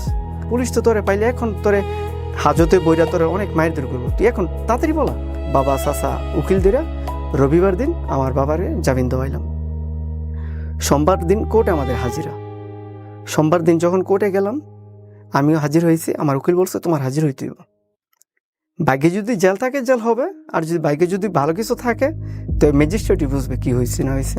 বলছে আজকের পরে যাতে কোর্টের ভিতরে দ্বিতীয় মানে বাকি হাজিরার সময় যাতে কোনো দুইজনের ভিতরে অমিল না দেখে। এখন তারে নিয়ে আসতে বাসায় আসবো, সে আর বাসায় আসলো, সিএনজি থেকে নেমে তাদের বাসায় সে চলে গেল। একই অবস্থা। নোয়াখালী থেকে অবস্থা নেই, আমার সাথে ফোনে যোগাযোগ হচ্ছে প্রতিনিয়ত, বলতেছে কোন অবস্থায় আছেন। আমি বলছি দেখো আমার বিরুদ্ধে ওয়ারেন্ট হয়েছে, এখন আমি বলতে পারি না আমার জীবনটা কোন মুহূর্তে কোথায় গিয়ে দাঁড়াবে। রাইট। বলছে আপনি আজকে একটু আসতে হইব আমাদের বাড়িতে। মানে ওর বাড়িতে যাওয়ার পরে বলছে আপনার এক নজর দেখলাম আর আমাদের ফ্যামিলি আপনার নিয়ে খুব আলোচনা করতেছে। আমি বলতেছি কি আলোচনা করতেছে? কয় দেখো আমার আম্মুর সাথে তুমি একটু কথা বলো। তো তার আম্মু আমার বলতেছে বাবা তুমি একটা কথা বলি, মনে কিছু নিও না, দেখো তুমি তো ওরে বিয়ে করে ফাইসে গেছো, এখন তোমার জালি হয় কয় বছর হয় তাও জানি না, আমাদের মেয়েটা এদিক দিয়ে চুপচাপ বিয়ে করে 4 দিন সংসার করে গেলা। আসলে আমরা পুরো অল ফ্যামিলি তোমার অনেক সাপোর্ট করি, অনেক ভালোবাসি, তো তোমার পরবর্তীতে নেক্সট টাইম সম্পর্ক মানে সময়টা যে কী হইব আমরা ভাইবা কুল পাইতেছি না।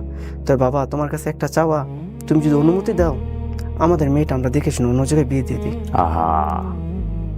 এই জিনিসটা স্যার যখন শুনছি যেমন আকাশটা বেগম মাথায় বল, খারাপ সময় যখন আসে চতুর্দিক থেকে আসলে স্যার যদি আমার থেকে ভালো কোনো ছেলে পান তাহলে আপনার সাথীকে দেখে শুনে বিয়ে দিন। তো এইভাবে করতে করতে ঠিক 6 মাস পার হয়ে গেল মামলার। তো ওরা দেখা যেতেছে মানে কোনোভাবে জেল কাটাইতে পারতেছে না, কোর্টও আমাকে জেল দিতেছে না। ওরা এক সময় বিরক্ত হয়ে বলতেছে কি আপুসে আসবো, আপুসে বসলাম, বসার পরে সে ডিসিশন ভাত খাবে না।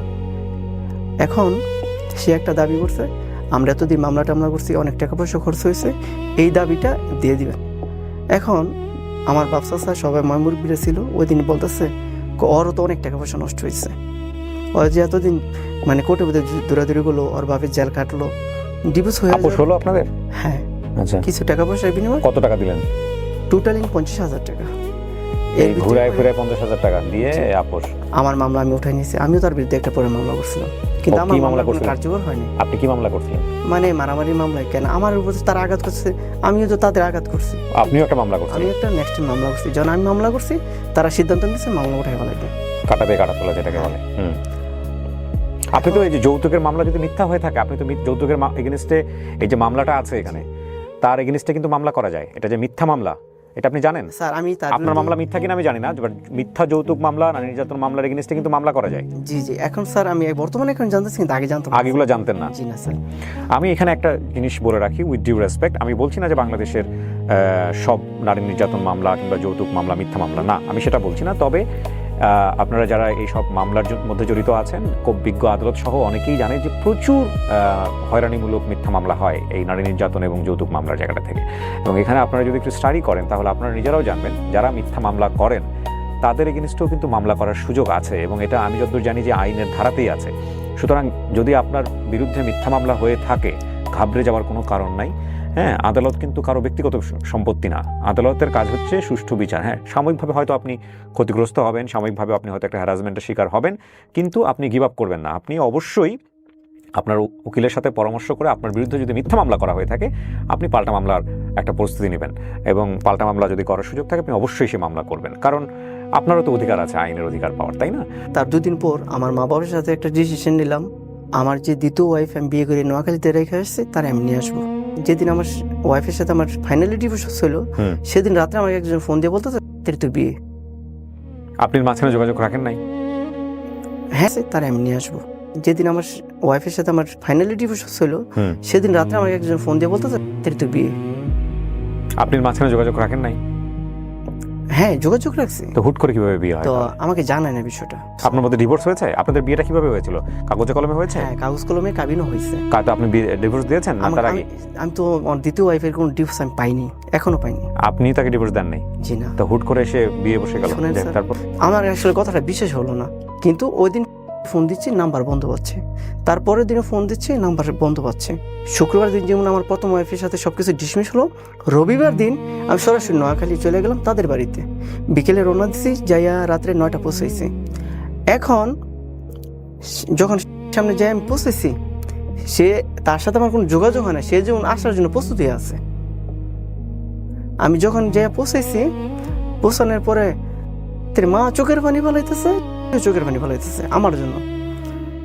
তখন বলতেছি তোমার আমি নিতে আসছি, তখন সে সাথে সাথে মানে বরকাটা পইরা ঢাকা এসে পড়বো। এখন আমি ঢাকায় যখন নিয়ে আসলাম, ও নিয়ে আসছেন আপনি? হ্যাঁ, রাত্রে যে মানে জিজ্ঞেস করেন না আপনার বিয়ে হয়েছে কিনা? না, এগুলো স্যার আমি জিজ্ঞেস করি নাই। কি ধরনের আর কথা এগুলো? বিষয়টা হচ্ছে আমি জিজ্ঞেস কেন করিনি স্যার, আমি যখন গেছি যাইয়া ওদের বাসায় যে এক গ্লাস পানি খাইছি, তখন সেদি মানে প্রস্তুতি নিতেছে আমার সাথে চলে আসবো, মানে সেও আমার পাগলের মতন ভালোবাসে। তারপর যখন নাকি আমি ঢাকা আসি রাত্রে 3টা বাজে ঢাকা এসে পৌঁছাইছি, সাথী মানে খাটে শুয়ে আছে, আমি নিচে বসে আছি। তখন সাথীকে বলতেছি, সাথী একটা কথা শুনছি, একটা কথা শুনলাম গতকালকে রাত্রে একজনে ফোন দিয়ে এই কথা, মানে 2 দিন আগে রাত্রে ফোন দিয়ে এই কথাটা আমাকে একজনে বলছে, তোমার নাকি বিয়ে হয়ে গেছে, কথাটা কি সত্যি? এখন এই কথাটা যখন আমি তাকে প্রশ্ন করলাম, সে চুপচাপ নীরব হয়ে আছে। আধা ঘন্টা পর সে আস্তে উত্তর দিল কি, হ্যাঁ, গত 2 দিন আগে আমার বিয়ে হয়ে গেছে। আমার মাথায় তো মানে পুরো মানে কি বলবো, মানে আকাশটা ভেঙে পড়লো। বাবা নাই? এই মেয়েটার বাবা নাই? বাবা নেই, মেয়েটা অনেক ভালো, তার বাবা নেই। আমি বললাম, তো তুমি আমার সাথে আসলা কিসে লেগা? আমি তো আপনারা আমার জীবন চেয়ে বেশি, লাইফের চেয়ে বেশি ভালোবাসি, আমি আপনারা ছাড়া কিচ্ছু বুঝি না। আমি বললাম, দেখো সাথী, আমি এতদিন বহুত কষ্টের নৌকা পাইছি, তো আজকে আমি হয়তোবা মুক্তি হইয়া তোমার নিয়ে আসছি, ভাবছিলাম তোমার নিয়ে আমি ঘর বাঁধবো, কিন্তু তোমারও গতকালকে বিয়ে হয়ে গেছে, অর্থাৎ তুমি অন্যজনের হয়ে গেছো। তো তুমি তো আমার বাড়িতে যখন আমি গেছিলাম, তুমি তো এগুলো আমাকে বাইঙ্গা বলতে পারতা। আমি তোমাকে একটা কথা বলি। সাথী বলতেছে, বলেন। আমাকে দেখো, আমি এমন একটা ছেলে, আমি চাই না অন্য একটা ছেলে তোমাকে দ্বিতীয় 2 দিন আগে বিয়ে করছে তার লাইফটা নষ্ট হোক, কারণ সে তো নির্দোষ। হয়তো সে আমার জীবনের কাহিনী কিছুই জানে না, সে তো তোমাকে ভালো জানে বিয়ে করছে। তো তুমি যদি আমার সত্যিকারের সাথে অনেক ভালোবাসা থাকো, আমি এখন এই মুহূর্তে তোমাকে গাড়িতে উঠাই দেবো, তুমি বাড়িতে যাইবা। যদি তোমার কেউ প্রশ্ন করে রাত্রে কোথায় গেছিলা, তো তোমার যেহেতু নারায়ণগঞ্জ মামা বাড়ি আছে, তো তুমি বলবা আমি নারায়ণগঞ্জ আমার মামা বাড়িতে গেছি। তো আমার রিকোয়েস্ট একটাই তোমার উপরে, তুমি যদি সত্যিকারে আমার ভালোবাসো, তো আমার কথাটা তুমি রাখো। আপনি যেগুলো বলতেছেন এগুলো কিন্তু সোশ্যাল মিডিয়াতে যাবে, জি স্যার, লক্ষ লক্ষ মানুষ দেখবে। 100% উল্টাপাল্টা মিথ্যা কথা বলে কিন্তু আপনার না, জীবন নাজেহাল হয়ে যাবে স্যার, এগুলো 100% সত্যি। ওকে, তারপর ভদ্রমহিলা কি করছে? চলে গেছে? না স্যার, তখন সে খালি চোখের পানি ফেলাইতেছে। গেছে কিনা শেষ পর্যন্ত এটা বলেন? হ্যাঁ, গেছে। ওকে, আচ্ছা। সকালবেলা আমি তাকে গাড়ি তুলে দিয়েছি, সে চলে গেছে। তো যাবার সময় বলতেছে, আমাকে কি ম্যানেজ করে রাখা যায় না? আমি বলছি, না, আমি চাই না আমার ভাগ্যটা হ্যান পেতেও খারাপ, হ্যান পেতেও খারাপ, আমি চাই না অন্য একটা ছেলের ভাগ্য নষ্ট হোক। না, আপনি তো এটা হলো না, তো আপনার ভাগ্য অন্য ছেলে তো বিয়েই হয়নি আইন মতো, বিধান মতো। এখন স্যার আমি তাকে বলছিলাম, আপনি এখানে মানে সিনেমাটিক নায়ক হয়ে গেছেন, হিরো হয়ে গেছেন। বিষয়টা হচ্ছে স্যার, আমি বলছি, তুমি যে আমাকে মানে অন্য ছেলের কাছে বিয়ে করছো, আমাকে ডিভোর্স করছো? বলছো, হ্যাঁ, শুক্রবার দিন কোর্টে আমাদের বিয়ে হয়েছে, তো আপনাকে কোর্টের মাধ্যমে আমি ডিভোর্স করে পরে বিয়ে বসছে। কদিন আগে বিয়ে ডিভোর্স করছে সে? মানে ডিভোর্সের কদিন পরে বিয়ে করছে? ও ডিভোর্স করে সাথে মাধ্যমে আমাকে সাথে সাথে ডিভোর্স করে সে নাকি অন্য ছেলের সাথে সাথে না, সাথে এটা ডিভোর্স হয় না। সাথে সাথে ডিভোর্স করে একজনের কাছ থেকে ডিভোর্স দিলে তার ডিভোর্স লেটার আমি পাই, সেটা বড় কথা নাই। কথা হচ্ছে যে ডিভোর্স হলে এক পক্ষ থেকে, যে কোনো একজন পক্ষ থেকে ডিভোর্স হলে এটা টাইম আছে, টাইম ফ্রেম আছে। সেই টাইম ফ্রেম না যাওয়া পর্যন্ত, এটা আমাদের ধর্মেও আছে, না যাওয়া পর্যন্ত এটা ডিভোর্স অ্যাক্টিভ হয় না। আপনার ডিভোর্স হয় না এটা। আর যে ছেলেটা বিয়ে করছে তারও বিয়ে হয় নাই। এখন স্যার আপনারা জানেন তো, আমাদের ক্রিকেটার নাসির কিন্তু একটা বড় সমস্যায় পড়েছে। আমরা জানি না এটার সত্য না মিথ্যা, সেটা তো কোর্ট বলবে। ক্রিকেটার নাসির কিন্তু এরকম একটা সমস্যায় পড়েছে, এরকম ফিলই করতেছে। তো আমি স্যার ভাইয়া বিষয়টা মানে ওর কাছ থেকে যখন শুনছি, যাক, আপনি ওকে বিদায় দিয়েছেন, চলে গেছে? চলে গেছে। হ্যাঁ, পরের দিন সকালবেলা আমি গাড়ি তুলে দিয়ে সে সাথে সাথে বাড়ি চলে গেছে। তার সাথে আমি যোগাযোগটা অ্যাকচুয়ালি বন্ধ করে দিলাম। তাই আমি বললাম, আমি তো ডিভোর্স লেটার পাইনি। বলছে সম্ভবত পেয়ে যাবেন। তো আজকে দীর্ঘ 12 বছর হয়ে গেছে, এখনো পাইনি। এগুলো টেনশনে অনেকটা অসুস্থ হয়ে পড়ছে। অসুস্থ হওয়ার পরে 6 মাস পর ভাবতেছি একটা দুর্ঘটনা, অ্যাক্সিডেন্ট হয়ে গেছে, নিজের লাইফটাকে কোনোভাবেই নষ্ট না করে দেখি ভালো একটা মেয়ে পাই কিনা, বিয়ে শাদী করে নিজের জীবনটা নিজে সাজায় নিব। তখন বয়স কত আপনার? তখন স্যার বয়স আমার 23।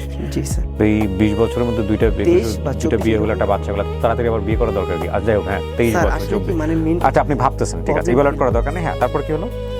যখন নাকি আমি তৃতীয় বিয়ে করার জন্য প্রস্তুতি নিই, আমাদের বাড়ির পাশে বাড়িতে একটা মেয়ে বেড়াইতে আসছে, ওইটা আমাদের পাশের গ্রামের।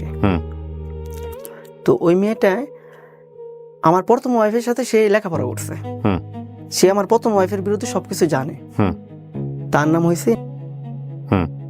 তো বলতেছে, ভাইয়া আমি তো আপনার বিরুদ্ধে সবকিছু জানি, আপনি যদি রাজি থাকেন আমি আপনার কাছে বিয়ে বসবো। সে নিজে থেকে আমাকে প্রস্তাব করলো। তার সাথে যখন আমি পরিচয় হইলাম, তো আমিও তাকে মানে ওই সময়টা অনেক পছন্দ করতাম। বলতাম না, যেহেতু ওই দেখাশোনার মাশাআল্লাহ অনেক ভালো, আমি অবশ্যই বউ করবো। এই কথাটা আমার আব্বা মাকে জানাইলাম। তো আমার আব্বা মা বলতেছে, এত সুন্দর মেয়ে তোমার পছন্দ করবো? আমি বলছি, আব্বা সে নিজে থেকে আমার অফার করছে। আব্বা মার সাথে বিষয়টা শেয়ার করলাম, বললাম সে নিজে থেকে অফার করছে, আপনারা যান তাদের বাড়িতে, মানে আমার ঘর সম্বন্ধ নিয়ে তারা মানবো। তখন আব্বা মা যখন নাকি আমার বিয়ের বিষয় নিয়ে কথাবার্তা বলতে গেছে, তারা বিষয়টা মানছে, ঠিক আছে আমাদের মেয়ে বিয়ে দিব। ওই মেয়ে কি এর আগে বিয়ে হয়েছিল? জি না, ওই মেয়ের আগে বিয়ে হয়নি। আচ্ছা, ওকে। কপাল আপনার। আমাদের পাশের গ্রামে, মানে আমাদের বাড়ি মদনপুর, তাদের পাশের গ্রাম চাঁদপুর। তো যখন অফার নিয়ে গেল, তখন ওর মা বাবা রাজি বিয়ে দেওয়ার জন্য। হঠাৎ বিয়ের আগের দিন বিয়ের ডেটটা ঘুরাই দিতে হবে, আগামীকাল বিয়ে, আজকে বৃহস্পতিবার সকালবেলা, তো বিয়ের ডেটে ঘুরাই দিবেন। মানে কি হয়েছে? আমি তো আত্মীয় স্বজন সব দাওয়াত করে ফেলাইছি, 100 মানুষ চলন খাওয়াবেন আপনারা। আমি তো আত্মীয় স্বজন সবাইকে দাওয়াত করছি, আগামীকাল আমার বিয়ে। তখন বলতেছে, আমরা ব্যাংকেতে টাকা উঠাইতে পারি না, তো বিয়ের মধ্যে যে খরচটা করবো, আসলে আমরা এখন মেয়েটা বিয়ে দিতে পারতেছি না, ব্যাংকেতে টাকা উঠাইতে পারি না, আর্থিকভাবে আমাদের একটু সমস্যা, টাকা আমরা ব্যাংকেতে উঠাইতে পারি না। তখন আমার আবার ব্যাংকে কিছু অ্যাকাউন্টে টাকা ছিল। তখন আমি বললাম, ঠিক আছে, বেশি সমস্যা হলে আপনারা আমার থেকে ধার হিসেবে নেন, তাহলে পরবর্তীতে আপনাদের যখন সময় ভালো হয় আমাকে রিটার্ন দিয়ে। বললে ঠিক আছে, তাহলে 50,000 টাকা দাও। তো যখনই বৃহস্পতিবার দিন আমাকে এই কথা বলছে, আমি সাথে সাথে ব্যাংকে থেকে ওঠায় 50,000 টাকা তাদেরকে দিচ্ছি। আচ্ছা, টোটালি মানে লাখখানি টাকা বিয়ের আগের দিনই তার পিছনে খরচ করলাম। ওকে। তো শুক্রবার দিন যখন ওর সাথে আমার বিয়ে, ইনশাল্লাহ বিয়ের কাজ সবকিছু কমপ্লিট হইলো। শুক্রবার দিন বিয়ের মাগরিবের পরে যখন নাকি বিয়ে পড়ানো হয়েছে, হঠাৎ আর একটা মশলা দিল, বউ দিবে না। কেন দিবে না? বলছে বউ আবার 6 মাস পর অনুষ্ঠান করে একবারে উঠাই দিব। তখন ওইখানকার মেম্বার সাহেব, তো উনি আমাকে খুব আদর যত্ন করে, উনি চিনে জানে। তো উনি বলতেছে, ঠিক আছে, তোমার বউ যদি তুমি নিয়ে যেতে চাও, তোমার অধিকার আছে, তুমি নিয়ে যেতে পারো। আমি বলতেছি, ওর বাপ মা তো এখন বলতেছে দিবে না। আমি বলছি, আজকে যেহেতু আমাদের বাড়ির সবাই সদস্যরা অপেক্ষা আছে, আমি আজকে নতুন বউ বাসায় নিয়ে যাব, তো ঠিক আছে আজকে বাসায় নিয়ে যাই, প্রয়োজনে বিয়ের পরের দিন আরাবিলের সময় এসে সে কয়েকদিন থেকে যাবেন, বা যতদিন রাখে আপনারা রাখেন। এখন মানে বলতেছে 6 মাস পরে আবার অনুষ্ঠান করে বড় করে দিবে। আমি বলছি, আমি তো এত বড় অনুষ্ঠান তো আমার প্রয়োজন নেই। তো আমার বউ আমি নিয়ে গেলাম। তো মেম্বারশিপ আমাকে সহযোগিতা করছে, ঠিক আছে তোমার ওয়াইফ তুমি নিয়ে যাও। তো আমার ওয়াইফ আমি বাসায় নিয়ে আসছি। তো বিয়ের পরের দিন অগো বাড়ির ফ্যামিলিদেরকে আমি সবাইকে দাওয়াত করছি, আমার বাড়িতে না খাওয়া দাওয়া করেছি। তারপরে অগো মেয়েরে ওরা বাড়িতে নিয়ে গেছে, আমারও সাথে নিয়ে গেছে। এখন দেখি রাত্রিবেলা দুজনকে 2 রুমে দিয়ে দেয়। আমি আসলে ওদের মানে কোন মতিগতি বুঝতেছেন না আপনি? হ্যাঁ, তাদের মতিগতি যখন বুঝতেছি না, তখন আমি আমার ওয়াইফকে প্রশ্ন করলাম, আসলে বিষয়টা কি হইতেছে আমি বুঝতেছি না। আমার ওয়াইফে বলতেছে, যে আমার তৃতীয় ওয়াইফ, সে বলতেছে আমিও বুঝতেছি না আমার মা বাবা কি আচরণ করতেছে, আমাকে আলাদা রুমে রাখে, তোমার আলাদা রুমে রাখে। যখন আরাবিলের দিন মানে বিয়ের 2 দিন পরে আমি যখন নাকি জিজ্ঞেস করলাম, আমার ফ্যামিলি থেকে মানুষ আসতেছে, তারে নিয়ে যাব। কয় তোমার ফ্যামিলি মানুষ আসতে নিষেধ করে দাও, তারে আমরা দিব না। আমি বলছি, কেন দিবেন না? সে আমার ওয়াইফ, নিব না না নিব এটা তো আমাদের ডিসিশন। বলতেছে না দিব না। কেন দিব না? আমরা মেয়ে বিয়ে দিলে অন্য জায়গায় 2-4-5 লাখ টাকা লিয়ে দিতাম, তুমি যদি আর 1 লক্ষ টাকা দিতে পারো তো মেয়ে দিব। আমাকে দেখেন, বিয়ের আগের দিন বিয়ে ভাঙাটার জন্য আপনারা বায়না করছেন, আমি ধার বাবদ আপনাদের 50,000 টাকা দিছি, এখন বলতেছেন আর 1 লক্ষ টাকা দিলে আপনার মেয়ে দিবেন না তো দিবেন না। আবার এই কথা বলতেছেন অন্য জায়গায় বিয়ে দিলে 5 লক্ষ টাকা নিতেন। আমি তখন আমার শাশুড়ি বললাম, হয়তো আমার কথাটা বেদবি হয়ে গেছে, বললাম শোনেন, আপনারা তো মেয়ে দিয়ে তো আর ব্যবসা করবেন না, এরকম চাহিদা চাওয়া পাওয়া, আমি তো আপনাদের কাছ থেকে কোনো যৌতুক চাইনি। হয়তো আমার জীবনে অনেক কষ্ট হয়ে গেছে, অনেক দুঃখের কাল গেছে, আমি শুধু জাস্ট একটা ভালো মনের একটা মানুষ চাই, আমি তো আপনাদের কাছে কোনো কিছুই চাই। কি হয়েছে তারপরে বলতেছে না আমাদের মেয়ে আমরা দিব না, যদি টাকা দাও তো মেয়ে কালকে নিয়ে যাও, টাকা যদি না দাও তাই শোনা। তা আমি আবার সাথে সাথে এই বিষয়গুলা ওইখানকার মেম্বারকে আমি ইনফরমেশন করলাম, বললাম কাকা এই ব্যাপার, আমার থেকে টাকা চায়। তো মেম্বার সাহেব আমাকে বলল, শোনো, মেয়ের বাবা নেশা পানি করে, তাদের টাকা পয়সা দিও না। তাদের সাথে টাকা পয়সার সাথে কোনো সম্পর্ক করো না, যেটা দিছো সেটাই, আর দিও না। তো মেম্বার সাহেব তাদেরকে ডাকছে, বলছে মেয়ে দিয়ে দাও। মানে ওরা বলতেছে, মানে মোসামুসি করে বলতেছে মেয়ে 1 সপ্তাহ পরে যাবে। আমি বলছি আচ্ছা ঠিক আছে, গুড, 1 সপ্তাহ পরেই নিব। তো তৃতীয় বিয়ে করার 4 দিন পরে আমি 3 দিনের জামাতে যাব। তখন আমি বাসা থেকে মানে সফরের উদ্দেশ্যে বের হয়েছি। তখন কাজী একটা ডিভোর্স লেটার আমার হাতে ধরাই দিল। আমি বললাম কিসের ডিভোর্স লেটার? বলতেছে গতকালকে তোমার তৃতীয় ওয়াইফের ফ্যামিলির বাড়িতে গেছিল, তুমি ওয়াইফ নিয়ে আসছে? আমি বলছি হ্যাঁ। কয় তোমার তৃতীয় ওয়াইফে তারা ভাত খাওয়াবে না, তোমাকে ডিভোর্স লেটার পাঠাইছে, তুমি এটা গ্রহণ করে নাও। আচ্ছা দাঁড়ান, এই তৃতীয় ওয়াইফকে বিয়ে করার কয়দিন পরে ডিভোর্স লেটার পাঠাইছে? 4 দিন পর। 4 দিন পরেই বিয়ের 4 দিন পরে ডিভোর্স? জি। যখন ডিভোর্স লেটারটা পাঠালো না স্যার, এখন তো আমি তো বাসা থেকে রওনা দিছি, মানে 3 দিনের জামাতে যাব। তো আমি ডিভোর্স লেটারটা হাতে না নিয়ে বাস করে ওই জামাতে বেডিং এর পিছনে কাগজটা নিয়ে আমি জামাতে চলে গেলাম। তো জামাতে চলে যাওয়ার পরে আমি এমন একটা টেনশন ফিলের মধ্যে হয়েছে, মানে আমার চোখ দিয়ে অজরতে মানে পানি পড়তেছে, আমি মানে চোখের পানি ঠামা রাখতে পারতেছি না। আমার জীবনের লাইফে আমি যেগুলো না পছন্দ করি এগুলোই হইতেছে, মানে মনের কোনোভাবেই মানাইতে পারতেছি না। তখন হঠাৎ আমার এক আমির সাহেব আমাকে একটা কথা সান্ত্বনা দিল, শোনো জীবনটা এত সোজা না, অনেক কঠিন। জীবনে যত কিছু আসো নিজের মনের বুঝানো, পাগলামি কোনো কিছু করো না। আল্লাহ পাক তোমার পরীক্ষা নিতেছে এগুলা। তুমি জামাতে আসছো, তুমি জামাতে কিন্তু আবার চলে যাও না। আমি বলছি না, আমি জামাত থেকে যাব না। তো জামাত যেদিন মঙ্গলবার দিন আমি জামাতে গেছি, তো শুক্রবার দিন জুমার নামাজ পড়ে জামাত থেকে আমি রিটার্ন বাড়িতে আসবো। আমি রিটার্ন যখন বাড়িতে আসবো, আমাদের বাড়ির সামনে গেটের সামনে আমি প্রবেশ করছি, তখন দিয়ে আমার তৃতীয় ওয়াইফ আমাদের বাড়িতে হাজির। সে ডিভোর্স করার 3 দিন পরে আমি জামাত থেকে যখন বাড়িতে রিটার্ন আসছি, সে হাজির। আমি বলতেছি তুমি তো আমাকে ডিভোর্স লেটার পাঠাইছো, তো তুমি আমাদের বাড়িতে হাজির হইলে কিভাবে? কয় দেখেন আমার মায়েরা আমার অত্যাচার করে কি করছে, আমার বাপ মায়। আচ্ছা, আপনার ডিভোর্স লেটার সই করে মানে আপনার কাছে পাঠানোর লেগে আমার বহুত টর্চার করছে। আমি শুনছি আপনি যখন কাজী বলতেছে সে যদি তোমার ভাত খাইতে চায় তবা করে খাইতে পারবো, কারণ এটা 3 মাস সময় আছে। এটা কাজী আমাদের একটা সান্ত্বনা দিল, বললো 3 মাস সময় আছে, সে যদি খাইতে চায় খাইতে পারবে। তুমি তো আর ডিভোর্স লেটার সই করো না, হয়তো সাথে নিয়ে গেছো। তো এক কাজ করো, ওরে বাড়িতে নিয়ে যাও। তো আমার ওয়াইফকে দেখলাম টোবা করাইয়া আমার সাথে দিয়ে দিল, আমার তৃতীয় ওয়াইফকে।